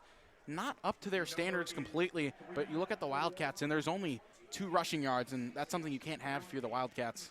Yeah, and it's an area where they were so strong last year is running the football. Obviously, Grant Washington did graduate, but you replace him with Caldwell and Babinski, who are 2 very serviceable backs and have shown it last year and have shown it this year. But, the run blocking has not been great. A lot of new O-linemen up front, so still working the kinks out there. Passing, they were solid. Obviously, some pressure there, but a lot of that came on that big play to Luke Sims. Yeah. And overall for the Cats, just got to be better offensively. Yeah, and both teams threw the ball pretty well. The Wildcats notched 94 yards and a score, but Pick North threw the ball a little bit better. Yeah, 2 big-time throws to Grant Williams through the air got Pickerington North a majority of their passing yards, and they've been able to get first downs on the ground and through the air. Yeah, and I think when you look at it for both teams, those passing yards are a little bit inflated because of a couple big plays. You saw the touchdown to Luke Sims, and then the one to Williams was a big strike downfield as well. But overall, the secondaries have been sound, but it's mainly been caused by the fronts on both sides, generating pressure for the Cats, more their linebacking core, which is a big strength for them. So both defenses solid in the first half. Offenses got some things to work on. Yeah, and another big discrepancy in the stats. Pick North picking up 6 first downs in that first half to the Wildcats 2. And that's just really the Wildcats offense not moving the ball quite as well as they would like. Yeah, absolutely. And again, it's been up front. They haven't been able to get much going with the run game. So they've been forced into pass situations, 2nd and long, 3rd and long, and as a result, you've seen them struggle on the offensive side of the ball. Also, I think the score is a little bit inflated in favor of Pick North in terms of evaluating the defenses, as 7 of those points came off of a turnover by the Cats, which they got to clean up. And with that, we'll go down to our 4th member of the crew, Henry Cober, with an update on the sideline. Thank you, Dave. So far, the Wildcats' defensive line has been absolutely amazing, and this is mostly because of Coach Franzinger's new strategy where he puts Quinn Kennedy and James Conrad and plays them as defensive ends, which is bringing a ton of pressure to the quarterback. That's all for me. Back to you, Dave. Thank you, Henry. And you mentioned it. The Wildcats' defensive line and also the linebackers have just been playing great to this point. Yeah, and it's because of a scheme change a little bit. They started last year in that 4-2-5 with a 4-man front, only 2 backers, and obviously the 5 in the secondary. But this year, switching it up, they switched it up a little bit in the middle of the season, going back to Coach Franzinger's bread and butter, which is that 3-3 stack, and using the linebackers to the advantage, typically having 3 or 4 backers on the field as they'll bring one down and send him off the edge with a 4-man rush, 3-man rush. And it's given a lot of different looks, has created some deception, and has worked effectively thus far in the first half. Definitely using their positional advantage at the linebacker core. Would say that it's the best part of the Wildcats defense, and getting as many linebackers as you can on the field at a time is something the Wildcats definitely want to prioritize. So the Wildcats will be on to kick it away for the start of the second half. They trail it 17-7 to the Pick North Panthers. Again, first time these teams have seen each other, and it comes at Euclid Community Stadium. Last time the Cats played here was 2 years ago against Archbishop Hoban, and did not go well for the Wildcats. Yeah, and I think a big thing here in the second half is, I keep talking about it, but they are really struggling in the turnover battle. They've had 6 turnovers, have not generated a single one. So getting one and setting up your offense with prime field position would be ideal, but you need a quick stop defensively. Get that offense on the field, get some points, make this a 1-score game. Roberts sends this one deep, and it will be into the end zone for a touchback. So Pick North will start at the 25. Jake Babinski took a little bit of a late hit there on the kickoff, but Jaron Rock and his offense will get going.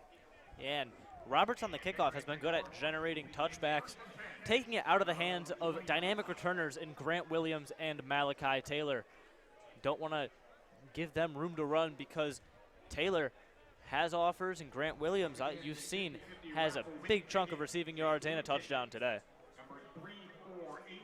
Yeah, and again, we'll see how the Cats come out here in the second half, see how they adjust to that Pick North offense that was, to be frank, pretty vanilla in that first half. Didn't really, run anything too complex, but it worked effectively at times as they spread the field here on first down. Their most tricky play was that hook and ladder on the first.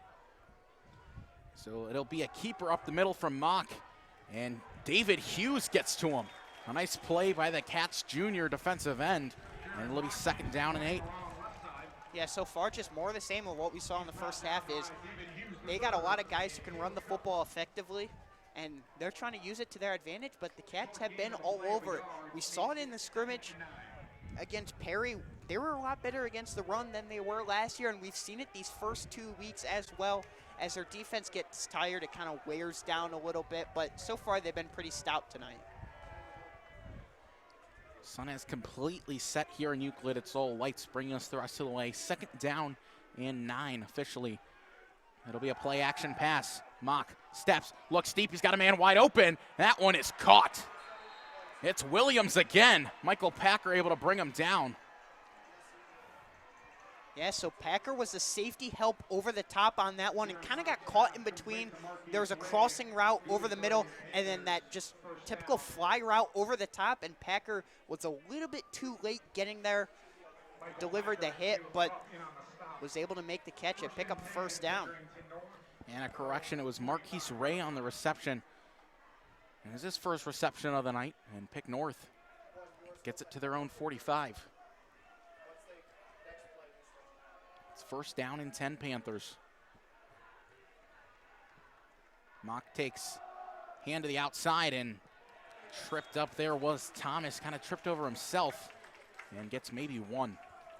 And Jay-Sean Thomas has been very stout in run defense so far this year. It's been a strength of his for many years, and obviously he's skilled in coverage as well. So it's great to have a player like that in the secondary. He's able to come down from his secondary spot a lot and make stops on the outside on those runs towards the outside. So you can give credit to him, sets up a 2nd and long. 2nd down and 8 officially on the scoreboard. Mock takes, he's gonna pass, has time, Hughes in pursuit, and Mock just airs this one up, and that one incomplete on the sideline. Yeah, and right there, the pressure kind of confused him a little bit there. Mock had a man open on the far side there on the slant. Wouldn't have gotten a lot of yardage, but the defense was playing back a little bit, giving him that, so you gotta take what they give you right there, and he had the man open, just kind of missed it. Had to throw it away, live for another down. Brings up 3rd and long.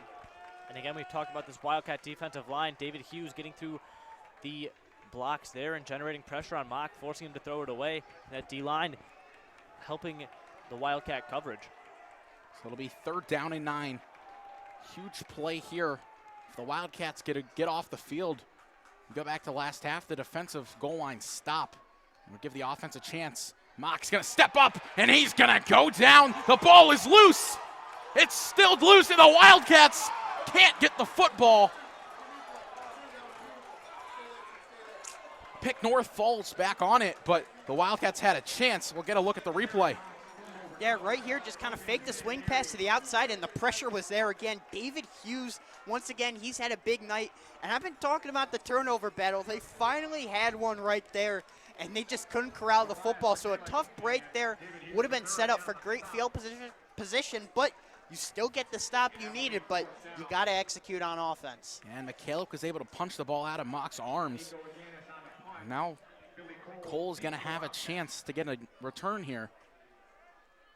Punt is away, and that's not a good punt. Went out of bounds at the 45-yard line. So no harm, no foul. The Cats are still going to have pretty good field position. Yeah, just kind of shanked that punt there a little bit, and the Cats are getting a lot of breaks here so far to start the 2nd half. Did have a tough break there, not being able to recover the fumble as Ignatius, the sophomore, only solid punter there, but right there just got it off the side of the foot. And that punt is going to be marked down inside Pickerington North territory. As you see, the Cats swarm the football right there, and like you said, Michael got to it right there, stripped it loose, and they were on it, but they just couldn't corral it. Just James Conrad as well as another one of the linemen just kind of wrestled over it, scored it loose, but the Cats still do start with good field position. Be huge if they could go down the field and score. Yeah, about 10 yards worse or so of where you would have been. And it'll be a keeper from Donovan, and he goes nowhere. He'll lose 3 on the 1st down play. Yeah, really, neither read was open right there. That hole that Donovan saw closed very quickly there as the Cats' offensive line just not getting the push up front. Tayshawn Smith there on the tackle from the secondary. And it's just a testament to the Pick North defense so far very good at stopping this Wildcats run. So DeCantic will go in motion. And it'll be a hand to Babinski up the middle, and he gets it to the second level. That's some positive yards on the ground game from the Cats for what seems like the first time tonight. And that's what you want to see right there is make it a third and manageable, especially based on how this third down play goes. You might elect to go for it on fourth down. Obviously plenty of time on the clock, but it'd be really nice to take advantage of this good field position and get some points on the board here. Tough situation. You've gone run. Now you're forced into a pass, and this is what Pickerington North knows and has been able to stop all night. So Donovan is going to throw on 3rd and 7. Pressure coming. He's going to try to use his legs. Tries to cut it back inside and gets himself near the 40. But it's not going to be enough, and it's going to be 4th down for the Wildcats. I don't know. I think he would go for it here. And it seemed like if Donovan could have just kept running towards the boundary, that he could have maybe gotten the marker, but he chopped his feet, tried to take it back inside, and was just stuffed. It'll be 4th and 3, and it looks like the Wildcat offense will stay on the field. Yeah, right there, good protection up front, so give credit to that offensive line. Gave Donovan the ability to step up, nothing open downfield there. Put his head down, got some yardage as they're going to spread the field here on 4th. Empty back for Donovan in the offense. Takes, looks, pressure coming. That one is nowhere close. And Curtis came unblocked, hit Donovan as he threw. There's nothing there for the Wildcats. Wildcats blocked 5. Pickerington North rushed 6. One rusher in Curtis was just unblocked to the quarterback, like you said, Dave, and a little miscommunication on the route. Donovan had to fire, took a big hit, as you see there on the replay, and there was just no receiver really in the area. Yeah, Cats didn't pick up that blitz. If they would have kept the running back in right there, could have picked up that 6th rusher, but unfortunately, they had a free rusher, like you said, Adam, up the middle, and Donovan got hit.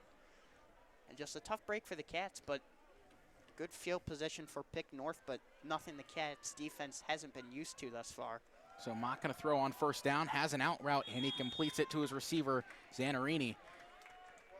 And it's going to be 2nd down. Yeah, Cats were playing soft there off the line, so right there, Panthers just take what's given to them. Quick little out route. Get a decent gain there on 1st down, officially 3 yards. So you'll see 2nd and 7 here for the Panthers. I mean, it's always good for an offense to get positive yards on 1st down. Even if it's 3 to 4 yards, you'll have a good play on 2nd down if you can just keep the chains moving and rolling on 1st down. So 2nd down and 7, Cats shift at the line. It's going to be a play action pass, quick across the middle, and that one was dangerous. Packer kind of committed to the hit. If he would have stayed back, he would have had a chance on the football. And Jaron Mock, he throws the ball really hard, almost at least that time, to his downfall. It just zipped right by the receiver and nearly to a Wildcat, but it'll be a long 3rd down here for Pickerington North. Let's see what the offense can cook up, and the Wildcat defense looking for a stop. Yeah, and right there, Mock saw pre-snap that Packer was playing way back in the secondary, so he knew that short route over the middle was going to be open, but just let him by too much there. So, I mean, the throws haven't been great tonight. Some missed opportunities in the passing game for the Panthers. Mock's going to throw again. Pocket collapses, and there's a flag on the play. It's going to be a hold on Pick North, and Chase Sean Thomas nearly got that one on the tip. Yeah, and that was Michaelic again. The sophomore has come in with the injuries up front, and he generated pressure there off the edge and got held. So the Cats obviously going to decline that penalty, get the defense off the field. Will the defense get off the field? So we'll get another look at it. Look at Michaelic right here. Yeah. Kind of got pushed a little bit towards the QB, but got the pressure. Clear hold right there. Everybody saw it. He held on for a long time. As back to action. It's going to be 4th down. The Cats declined the penalty. I think the Panthers are just going to go hard count. Not sure if they'll run a play. Mock looks to have changed the play call. And he's going to punt it. Mock punts this one away. Nobody back for the Wildcats. Takes a Wildcats bounce, but Cats will take over at the 22, and we haven't seen a quarterback kick in a while. Last time I can think is Wildcats versus Austintown Fitch in 23, where Josh Papish punted it away. Yeah, and that's where the versatility and athleticism of Mock pays off right there. As soon as the shift in formation happened, Coach Franziger and the Cats were all over it. He was yelling at Jay Sean Thomas, go back, so that somebody would be back there for that punt, but it didn't get a good roll, so not too terrible field position for the Cats. Kind of a sneaky play design. If they would have decided to go for it, it would have been in Pickerington North territory to set up really good field position for the Wildcat offense. So Donovan in the offense back out to work. A hand to Jake Bobinski, and no block there. He maybe got back to the line of scrimmage. And we saw it when we looked at the halftime stats, and you're seeing it here in the second half. Cats just cannot get the run game going. It's making their offense very one-dimensional, where the only thing they could do is throw the football. But if they start to find success throwing the football, it could open up the run game here a little bit. But we're going to get second and long here. I don't even know if the Wildcats have thrown on first down at all tonight. See if that could be a philosophy change maybe later in the half, since it has continued to not work. Hannah Cole to the outside, gets a block, spins forward, and backpedals his way past the 30, and it's going to be 3rd down and 3. Yeah, really good job there. Give credit where credit's due. Peter Whiteside there on the right side, set the edge there. Really nice job giving Colwell space on the outside, and it'll bring up a 3rd and short. The Wildcats go quick to the line. It's 3rd down and 1. High snap, corralled. Colwell puts the shoulder down and gets the 1st down.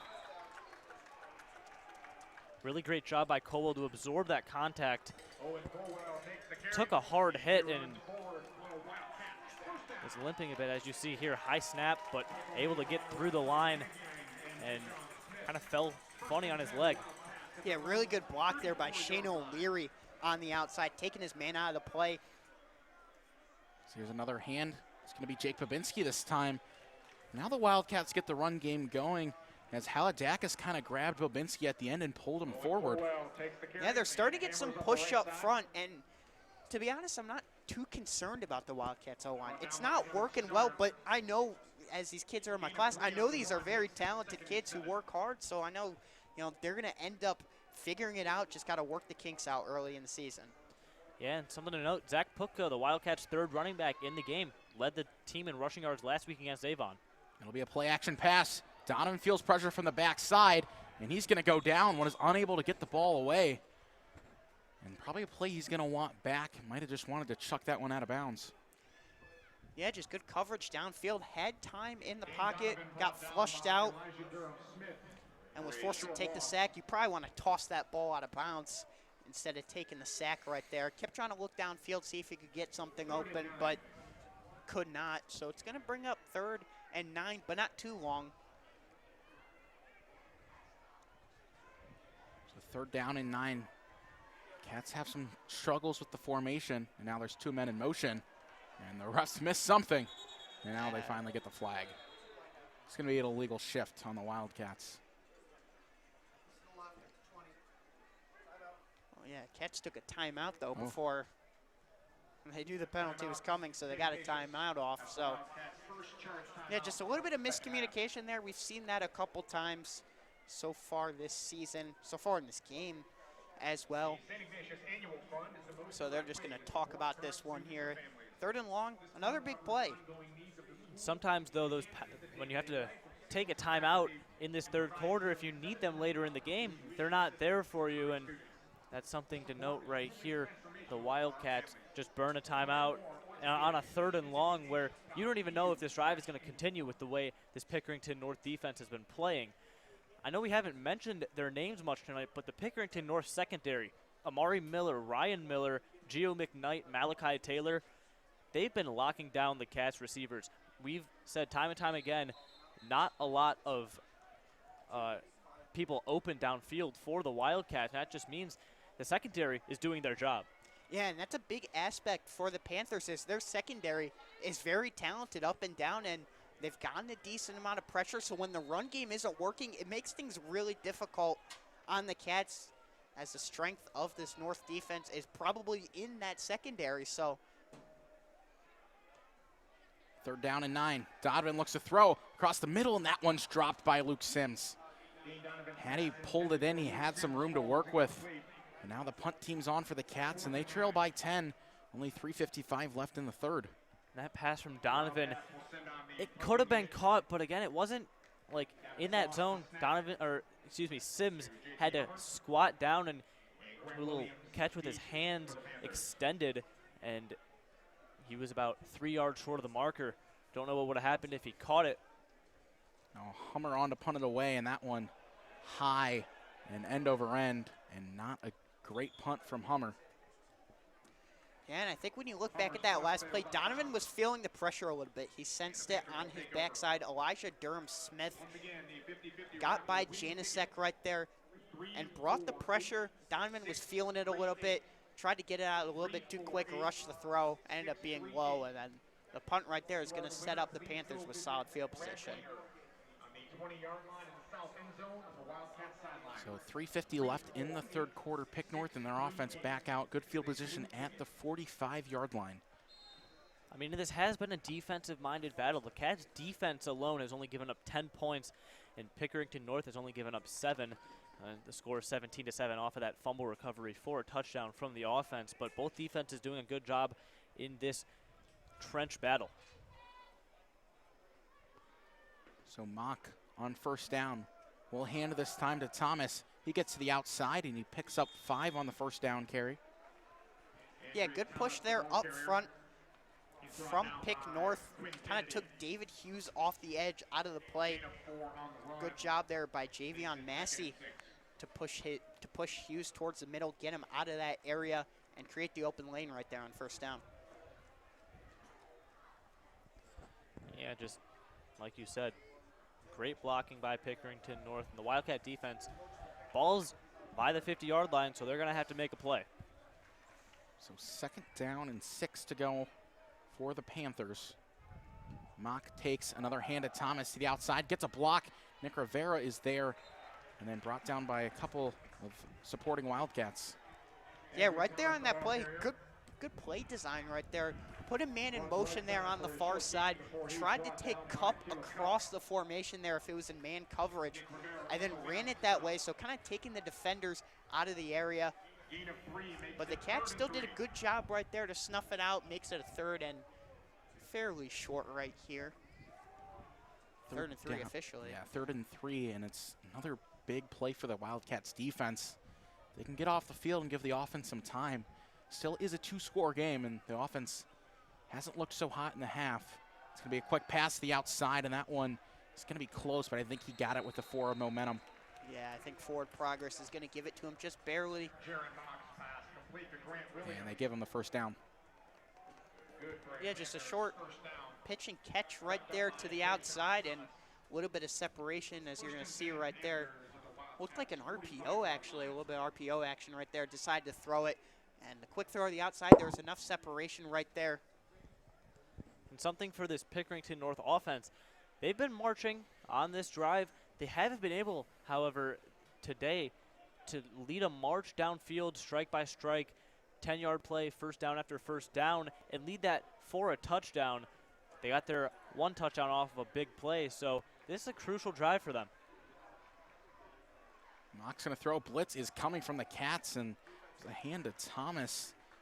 Kind of got through that initial blitz and got himself 1 yard on the play.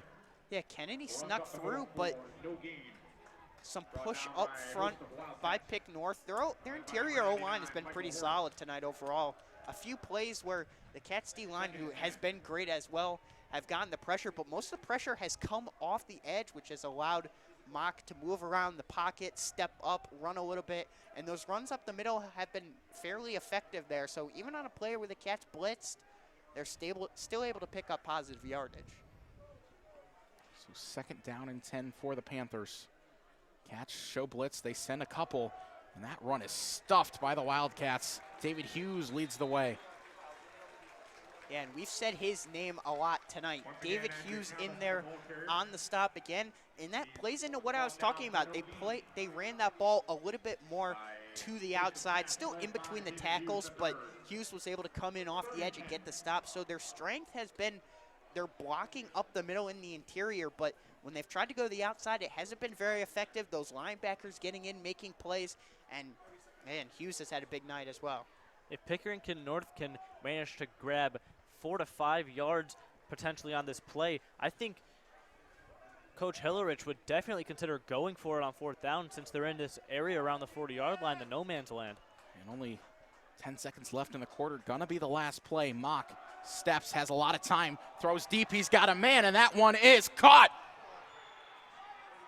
Stanley pulls it in, and they get it down to the 10-yard line into the Kolich Jewelers diamond zone. Yeah, right there, good protection up front, man coverage on the outside, and right there was Owen O'Brien who got burnt a little bit, and that brings them inside the 10 right there, so a tough break for the Cats when they needed to get off the field. So Pick North in the diamond zone, and that'll do it for the third quarter. You're watching Saturday Football Frenzy on the Rock Entertainment Sports Network.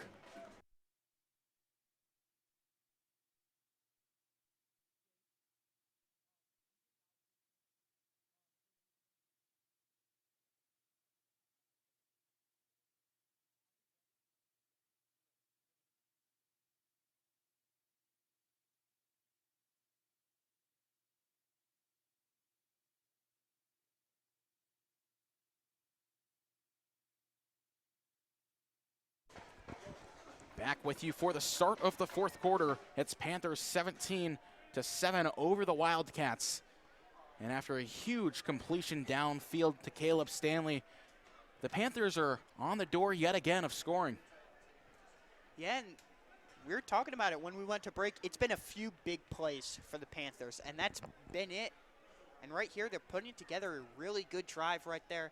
Good ball downfield by Mock. He's kind of been inconsistent with those, but right there was able to deliver it to his man. And here for the Cats, you gotta have another goal line stand here. They're gonna mark it on the 11 officially, so not inside the 10, but you gotta hold them to 3 points here. Don't want to fall behind by 3 scores with only 10 minutes to play or so by the time they score. And talking about those big plays from Pickerington North, you had 2 deep balls to Grant Williams, and that one there to Caleb Stanley, along with the fumble recovery for a touchdown, and that has proved to be the difference in this game.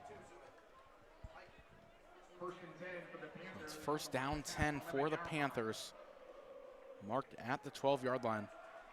Wildcats student section trying to give some life to the Cats defense.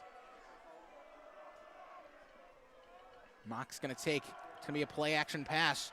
He has Wirtz coming. He throws this one away, out of harm's way, and then no harm, no foul. Yeah, just nothing open there downfield on that one. Was trying to roll out, extend the play as long as possible, but nothing opened up right there, as you're going to see here on this rollout. Had 2 Wildcats coming at him right there, Wirtz and Kennedy, and was just forced to toss that ball away. Mock just able to scamper away. He ran basically the entire field with from the hash mark to the boundary, and he can evade pressure. He doesn't take a lot of sacks, and he just avoid that. He threw it away there out of harm's way. So second and 10. It's a hand up the middle. Thomas, and he's stopped. Owen O'Brien in there, tripped up Thomas. He did get a couple of yards after that initial trip up, but the Wildcats have a big third down stop right here. Yeah, just came in from his secondary spot right there off the edge. Looked like kind of a corner blitz anyway. Read that play perfectly, came around for the stop. So you've got a third down right here, 3rd and 8 from the 9. If you can hold them to a field goal, you know, obviously not ideal, but you'll be more than happy with that. Keep that a 13-point game. Keep it a 2-score game, more importantly, as time starts to wind down here in this game. 1 trip to the red zone for the Panthers so far, no scores. See if the Wildcats can manage to hold them again. And we'll get a timeout from the Panthers ahead of the third down play. And you got to think forward in this game. If Pick North gets into the end zone, it's a little bit more out of reach for the Cats. Turns it into a 3-score game instead of just 2. And with the way the offense is operating at this point for the Wildcats, that's a big ask. Yeah, and obviously that's barring the PAT. So if that would be blocked, it'd still be 16 points. So still 2 scores. But likely if you give up another touchdown, it might be insurmountable to come back. And like you said, they've only scored 7 points tonight, so can't really afford to let this fall to a 3-score game with only 10 minutes left or so in this one. So right here, got to come up with a stop, got to hold them to 3, keep it a 13-point game, and then you got to score on the next drive. And you look, Adam mentioned it earlier, the Cats took a timeout on a play earlier in the half, and now you look ahead to the rest of that game. There's only 11 minutes left, only 2 timeouts. So if things do go the Wildcats' way, even if they score and stop them on this drive, Pickerington North will have another drive, and they can run the ball, and keep taking time off the clock. Yeah, based off where the clock is at, though, time shouldn't be too much of an issue, depending on how long it takes you to score in that scenario. Cats show blitz. Thomas backs off. 3rd down and 7. It's going to be a pass. Mock looks to the end zone to the back corner, and that one is caught but out of bounds. What an athletic play to get up there for Johnson. He just couldn't get his feet in bounds. Yeah, Johnson working on O'Brien right there in the back corner of the end zone. Just threw it up to where only his receiver could get it. And he might have gotten 1 foot in. It's tough to see from that angle if that foot hit the chalk or not. But I think that's a good call, incomplete right there. So you do a good job holding the 3. So the kick is up, and it is good. So that'll make the score Panthers 20, Wildcats 7, 10:53 to go in the ball game. Yeah, and on this drive right here for the Cats, you got to put some points on the board. I mean, you're running out of time here a little bit. Time not too much of an issue, but you want to get another score. You got to get on the board here. Can't give it back to the Panthers offense, who has been up and down running the ball, but their offense is effective in chewing the clock, especially when they're working well. So got to get some points on the board. Ideally, you get 6, get it back to a 1-score game. Field goal still keeps it a 2-score game, so got to get a touchdown here.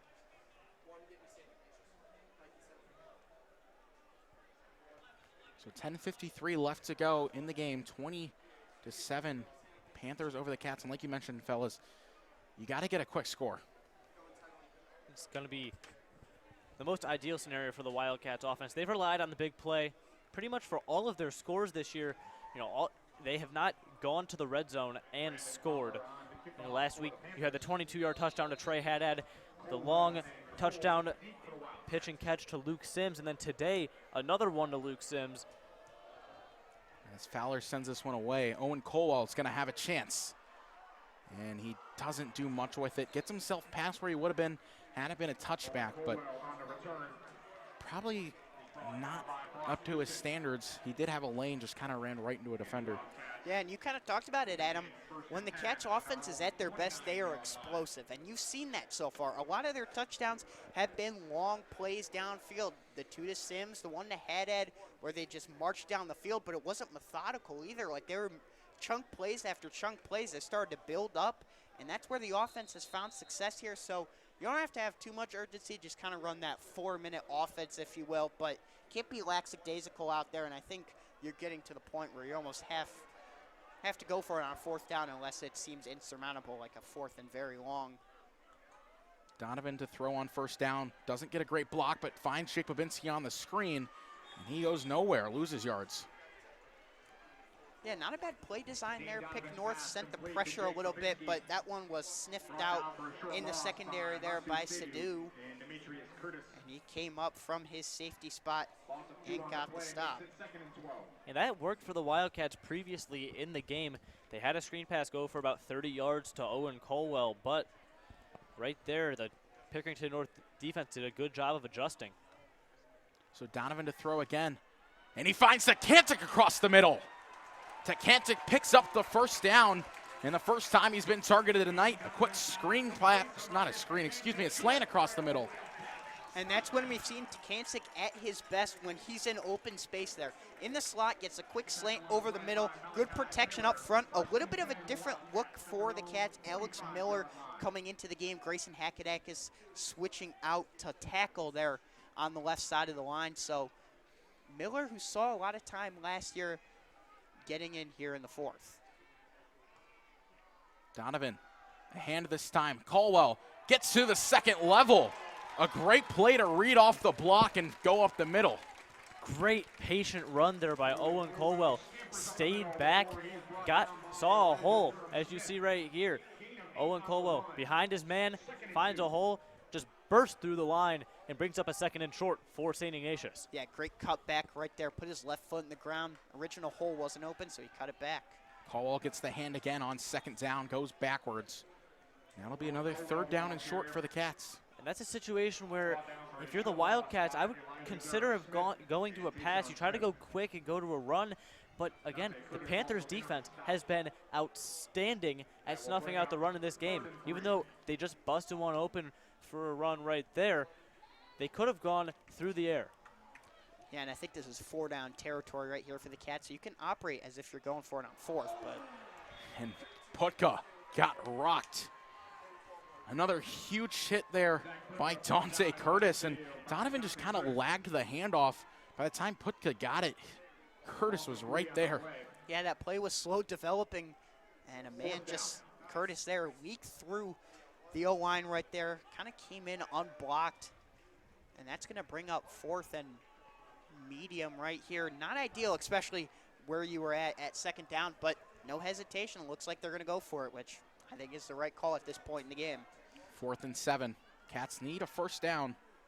Donovan fires, and that one is caught, but not, excuse me.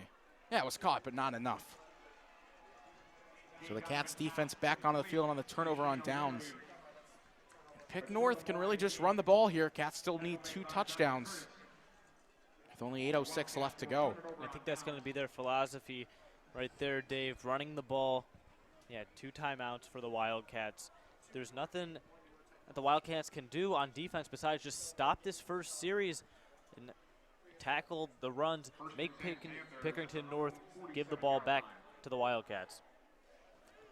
Yeah, and right there, that throw to O'Leary, not a bad throw, throwing it to the outside shoulder there where only O'Leary could get it, but there wasn't going to be much run after catch, and he was a little bit short of the sticks there, so again, just unfortunate for this Wildcat offense.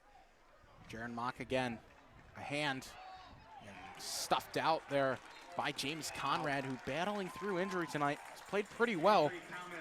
Stops Thomas behind the line.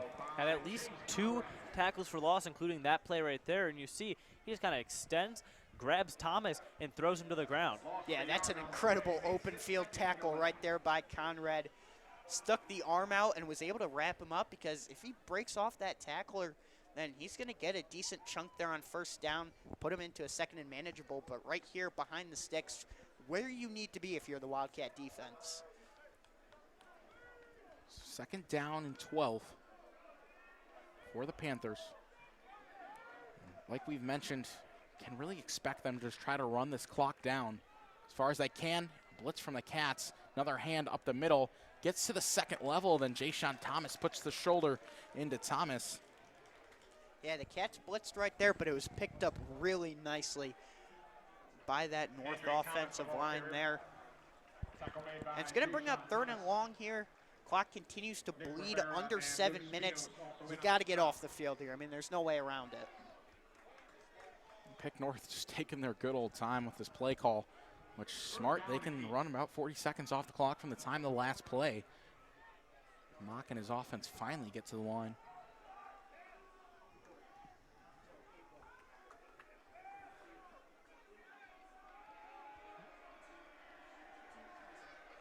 Will the Wildcats defense make a play? 3rd and 7. Another hand up the middle, and then fought forward was Thomas for a couple, but it's going to be 4th down, and no movement on the Panthers sideline. Clock will bleed under 6 minutes, and this would be big if they went for it and got it. I think Coach Hillrich, yeah. Now the punt team on. Punt team's on. I was going to say, I think Coach Hillrich trusts his defense enough if he was able to go for it here to stop the Wildcats offense, but they will be on the punt. I think that's the right decision right there. You do have Billy Cole back deep, see if he can make something happen here, but you have a chance to flip field right here with under 6 minutes left to go. You're able to bleed some clock with the run. Didn't get the first down, so left something to be desired there, certainly, but you'll take that as you wind this clock down. Fowler on to kick it away. High snap, high kick. Cole calls for a fair catch. The Cats will take over from the 16, 5:27 to go. And they're going to have to go really quickly. Yeah, you got to go up tempo here. Your offense is kind of limited here a little bit. Kind of got to throw the ball a lot, First and 10 at their own 17-yard line. which hasn't been great tonight. It's shown some flashes, but when the defense knows you're passing, when they've been in passing situations, they've struggled to throw the football. And right here, that's an example of that where, you know, they got to throw the football here under 5.5 minutes left to go. Yeah, and it seems like the Cats offense has seemed pretty predictable. It's good for Pickerington North on the defensive end. Donovan rolls out. He's got a man, Trey Haddad, his first reception of the game, and he picks up the first down. More importantly, gets himself out of bounds. Yeah, good job there by Trey. Just pretty simple comeback route right there, and he delivered it to him on the outside. And if North is going to give you those, you will take it. And like you said, gets out of bounds, stops the clock here. Just need to keep pushing the ball downfield, which Donovan could do. Donovan drops, gets a block, rolls, steps up, and he will go down after a short gain. Donovan just felt the pressure and didn't step up in the pocket, decided to scramble. Yeah, and Pickerington North is generating all of this pressure with a three-man front. No linebackers even came up to rush Donovan, but he still felt like he had to scramble out of the pocket. This is just a testament to how good the Pickerington North defensive line has been. Donovan throws to Sims, another low pass, and it's called incomplete, so it'll stop the clock. Yeah, and some of those quick pitch and catches, Donovan is missing low a little bit, which I guess is better than missing high because it leaves a chance that it gets picked. But as you see right there, just kind of skipped it low. And on that last play, on that scramble up the middle by Donovan, good pocket there, a little bit of pressure off the edge, but more than enough time for Donovan to step up and try to find something downfield. But there just wasn't much open, so give credit to this secondary for the Panthers. Yeah, big play for the Wildcats. It's definitely fourth down territory, so they got to get a couple of yards on third. They'll go to Luke Sims on the screen. Gets a block, makes a man miss. Sims to the outside, and he's wrestled down, picks up the first down. And that's that rack ability from Luke Sims, run after the catch. And he made a man miss and made another man miss. As you can see here on the replay, juke move right by him, first down. Yeah, and that's where Sims has been most effective, is just those quick routes, either intermediate over the middle or on those screen passes when he has space, can make a man miss and moves the chains right there. Wildcats are going fast. They feel the need. O'Leary shifts. Donovan, trouble with the snap, corrals it, and another bad throw. Looking to Colwell, just overthrew him.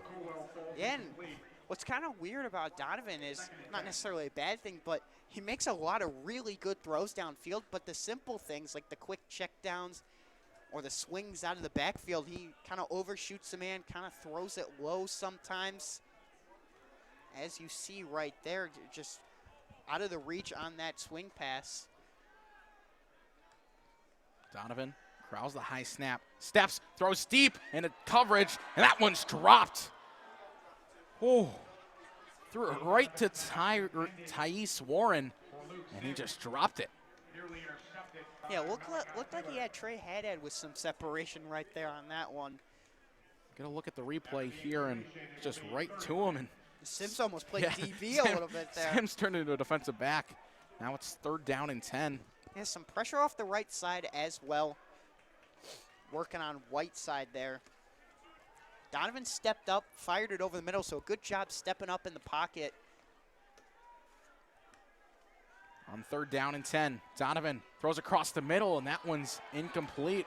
He's looking for the tight end O'Leary, but Dante Curtis, making his name known tonight, jars it loose. Yeah, came in with the hit. Maybe came a little bit early, although some people were contesting that. It was close, so I just think good play there on the football. And they've been swarming to the football all night. And obviously the Cats, no doubt about it, you got to go for it here. This could be it. No, it's definitely it. 4th down and 10, 4:10 left to go in the ball game. Cats trail by 2 scores.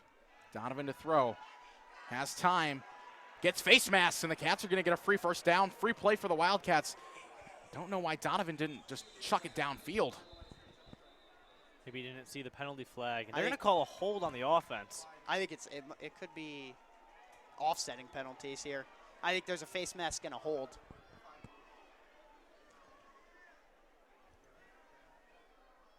So it's face mask, and it's still 4th down. Yeah, it's going to be offsetting penalties. Give away the free first down. In that moment, obviously the Wildcats O-line can't see the fact that there's a flag thrown there, but really would have just hoped they let go of the blocks and maybe give Donovan a chance to throw it deep for that free play. But yeah, we thought it was a free play, but turns out kind of a muddy pocket right there, pressure up the middle, and a hold mixed in there somewhere along with the face mask. So it'll put us right back where we were beforehand, but some time bleeding off the clock here. And the Cats can't come away empty-handed in this drive. They got to put some points on the board. So we'll do it again on 4th and 10. This time with less time on the clock. There'll be another pass. Donovan with time, throws, and that one's incomplete. Was looking for Matt Joyce across the middle. Falls incomplete, and now Pick North can really just take their time. I mean, if Matt Joyce was on a drag route right there, just clearing across the field. He didn't really have the yardage for the first down at all. He dropped the ball right around 3 yards ahead of the line of scrimmage and would have had to run far after the catch. But yeah, like you said, Pickerington North can really take their time here. Just run out this clock, bleed it dry. Yeah, they're on 4th and long, only a 3-man rush, so the Cats good protection up front. But you know it's a passing situation, and you know you got to go deep downfield. So they gave him that drag route over the middle. Obviously, Joyce unable to corral it because they were protecting those deep routes. And right there, you kind of just got to know where the sticks are. Even if Joyce makes that catch, probably not going to get the first down, but probably your best option right there, as everything downfield was pretty well blanketed with only 3-man rushing and kind of backing off there a little bit. So Mock on first down, pre-snap whistles and a flag. False start on the Panthers. False start penalty on the Panthers. And for all intents and purposes, it's not over yet. I mean, it's going to be tough, but you got 4 minutes, down by 13, but at this point, you got to get a lot. You got to get big chunk plays. You got to take deep shots downfield.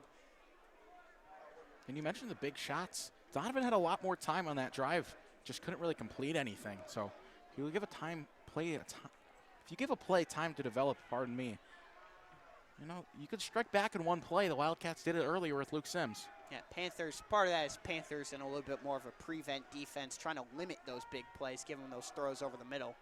And a run up the middle from Thomas gets near the original line of scrimmage. And the Wildcats will burn a timeout with 3:49 left in the ball game. They trail it by 13. Trying to conserve as much time as possible.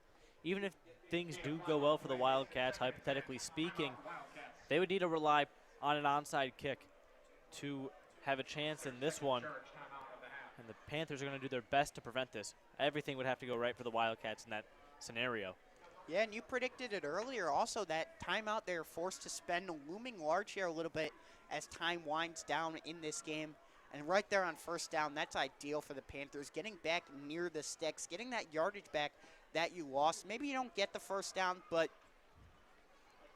it'll be interesting to see what they do here, kind of in a little bit of no man's land, but at the same time, I know we've said that a lot tonight, that teams have been in kind of that middle range where it might be too far to kick, but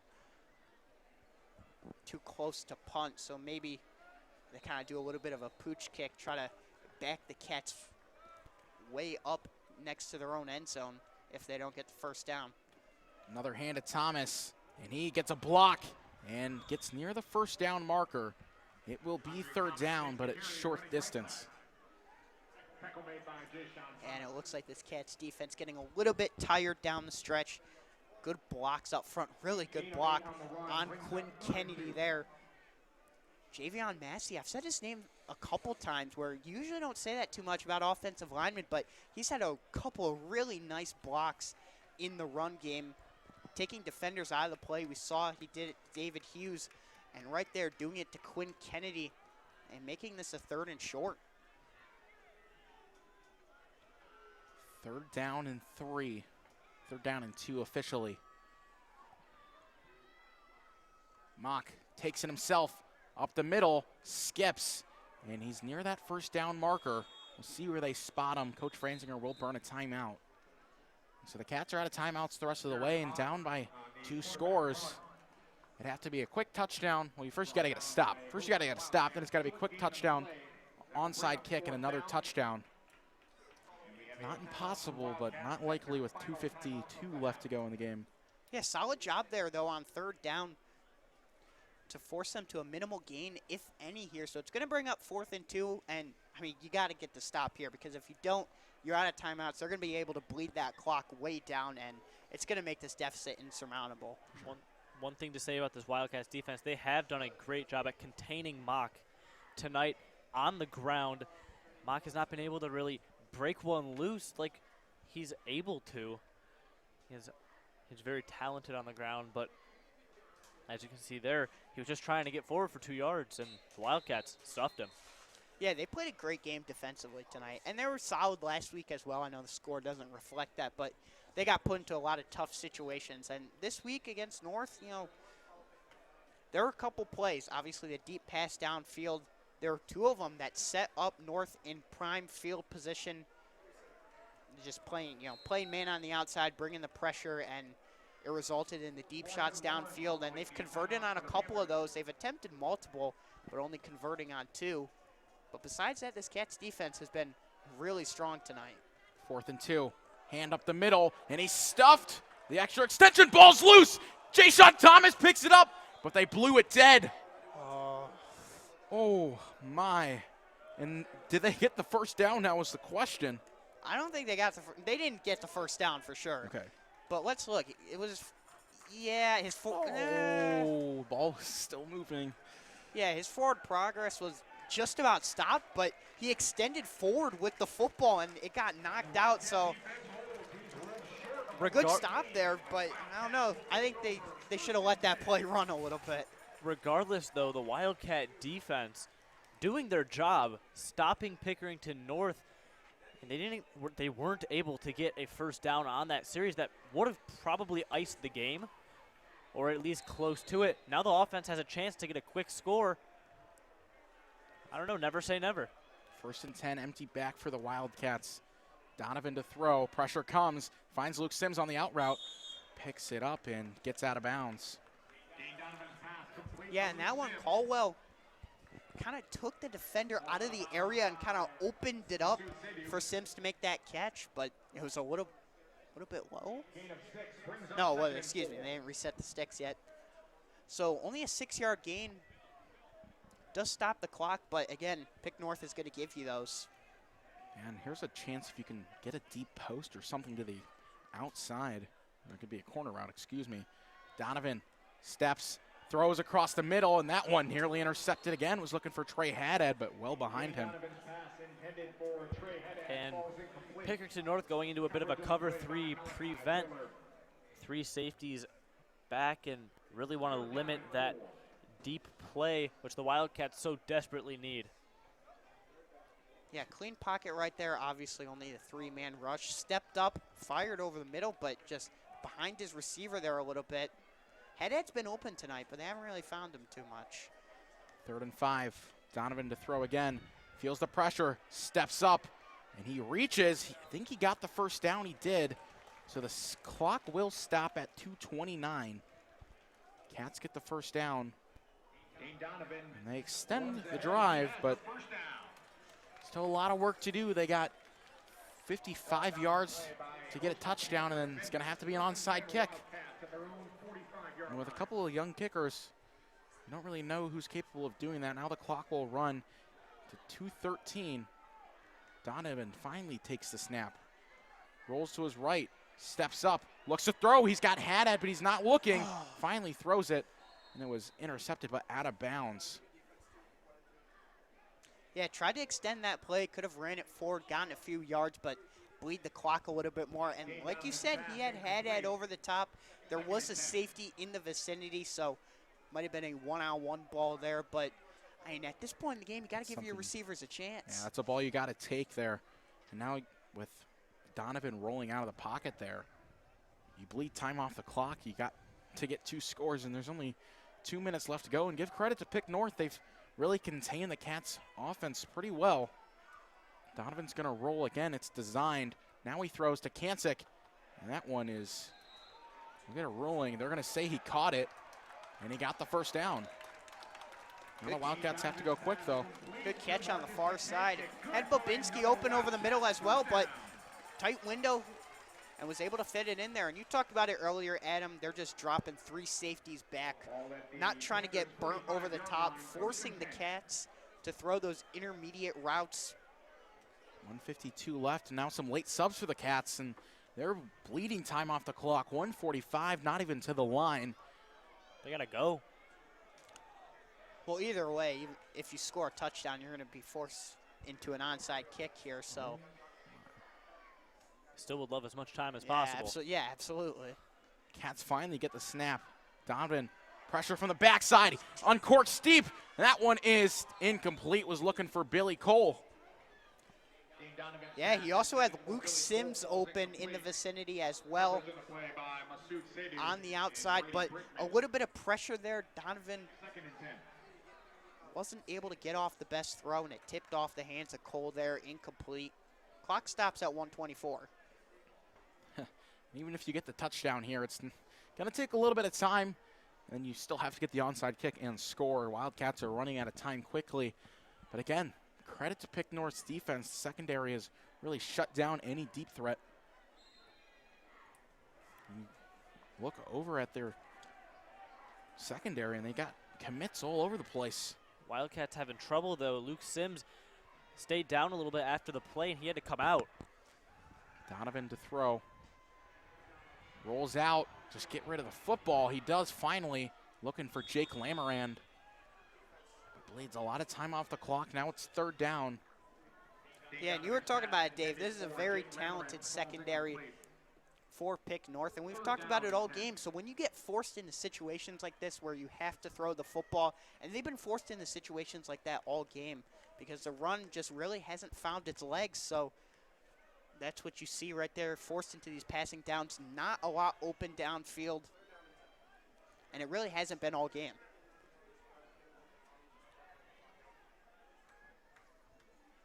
So 3rd and 10, Donovan to throw again. Gets a block, evades pressure. He's just going to keep it himself and gets out of bounds, and a little bit of a late hit. No penalty marker on the play. That's going to be 4th down with 1:08 left to go. Donovan takes off. And this is a kind of a, pardon me, Alex, just kind of a play where you want to get just levels. You want a couple of guys on short routes so you can get the first down, but you want to send someone to the end zone if it's open. Yeah, and if you decide to throw it to that person heading to the end zone, you better not miss it, because this could be the Wildcats' last gasp. So 4th and 4. Yeah, first priority here has to be, obviously, you're running short on time, but you got to get the first down here. Yeah. 4th and 3, excuse me. Donovan going to roll. Pressure coming from the backside. He looks, he fires. That one's caught by Luke Sims, and he did get the first down. Clock will stop momentarily, but now the Cats got to go quick, and they're lackadaisical here trying to get the play call. Yeah, good play call there on 4th, though. Design rollout, just trying to get that first down, and they do right there. There's a little bit of pressure coming from the backside, but Donovan was able to roll out, find his man in Sims, and Donovan looks, Sims again, was trying to get him on the back shoulder, falls incomplete, and now only 49 seconds left to go. And this is kind of part of the game where you really feel like this might just be for pride on this drive. You want that touchdown. The Wildcats offense, one play went the length of the field, basically. Big play by Sims, but other than that, your offense has been stifled by Pickerington North in this game, and you really desperately want to get in the end zone. If not for now, for next week, heading into next week against the Menor Cardinals. Menor Cardinals. Donovan Throw again. Shuffles in the pocket. Stays on his feet. Out of bounds. And he does get out of bounds. It'll stop the clock with 42 seconds left. And a late flag. Extracurriculars after the play. Miller threw his hands up, and that'll be on the Wildcats. Yeah, Grayson Haladakis just a late shove, and they're going to call it a personal foul. That is something that you cannot have, and got to be more disciplined than that. And it was just, I mean, it wasn't a lot, but, I mean, it was pretty blatant. You'll see Haladakis here just kind of shoves. And that's going to be an unsportsmanlike conduct. Back the Cats up, and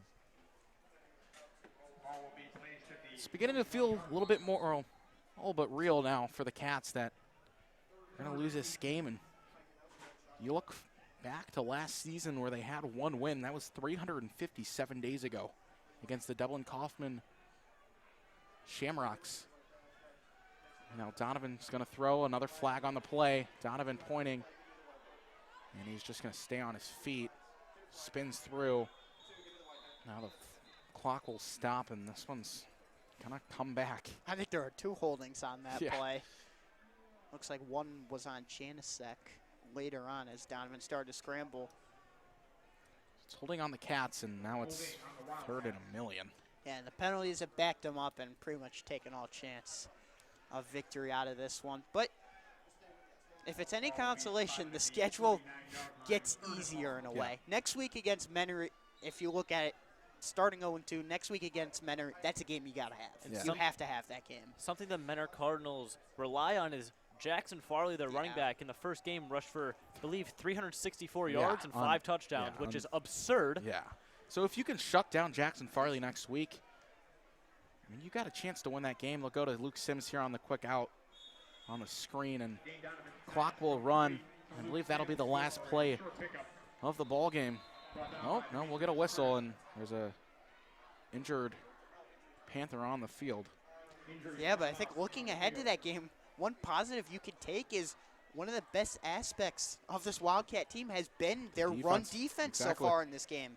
So, or this season, I should say, I beg your pardon. But if they can just get, even tonight, if they could have just gotten a little bit of production from their offense, and give credit to Pick North. It's not all on the Wildcats. They played a great game of defense, and it looks like that's going to do it. Yeah, so they let the clock run. So the Wildcats drop their 2nd of the season. Pick North will pick up their first win of the season, and we'll send it to break. Post-game show when we come back. You're watching Saturday Frenzy on the Rock Entertainment Sports Network.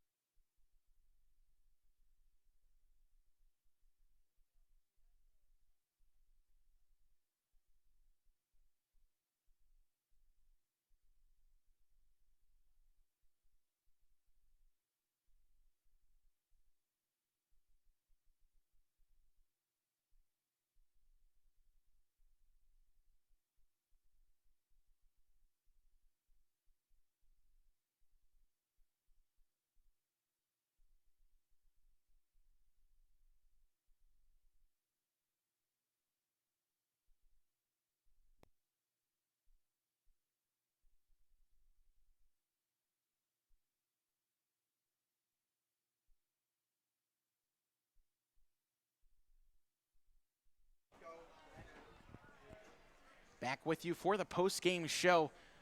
Wildcats lose tonight 20-7 to the Pickerington North Panthers. And it was just a bad offensive game for the Wildcats. Couldn't really get much going. And that's what really caused the Wildcats to trail behind in this game. Yeah, absolutely. And we talked about it at halftime, and you look back at it again, just a few plays that didn't go the Wildcats' way that kind of decided this game overall. You look at the fumble recovery they took back, the one deep throw downfield in the first half to Grant Williams that went for 6. There were just a few chunk plays from Pickerington North that the Cats didn't get. And that's the bottom line, is they just didn't produce enough offensively. So that's why they fall to 0-2 here in this one. Another takeaway, though, the Wildcat defense did perform very well. They only let up 13 points, did their job in crucial situations. And, you know, 2 goal line trips, or red zone trips, excuse me, for Pickerington North, and they only came away with 3 points. So the Wildcat defense did a great job, especially stopping the run, but like you said, Alex, the Wildcat offense just lackluster. And looking ahead to next week for the St. Ignatius Wildcats on the road against the Mentor Cardinals, a team that they've split 2-2 in the last 2 years, seen each other both times in the first round of the playoffs. And the Cats are going to really have to stop the run if they want to come out victorious. But it's also been 357 days since a Wildcat victory, so they're really looking to get a win.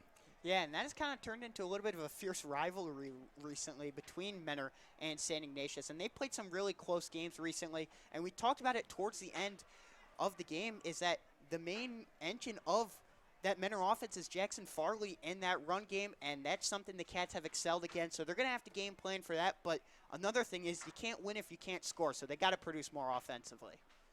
So for the St. Ignatius Broadcast Network with the Rock Entertainment Sports Network, Adam Noga, Alex Carl, Henry Cober on the sideline. I'm Dave Takis.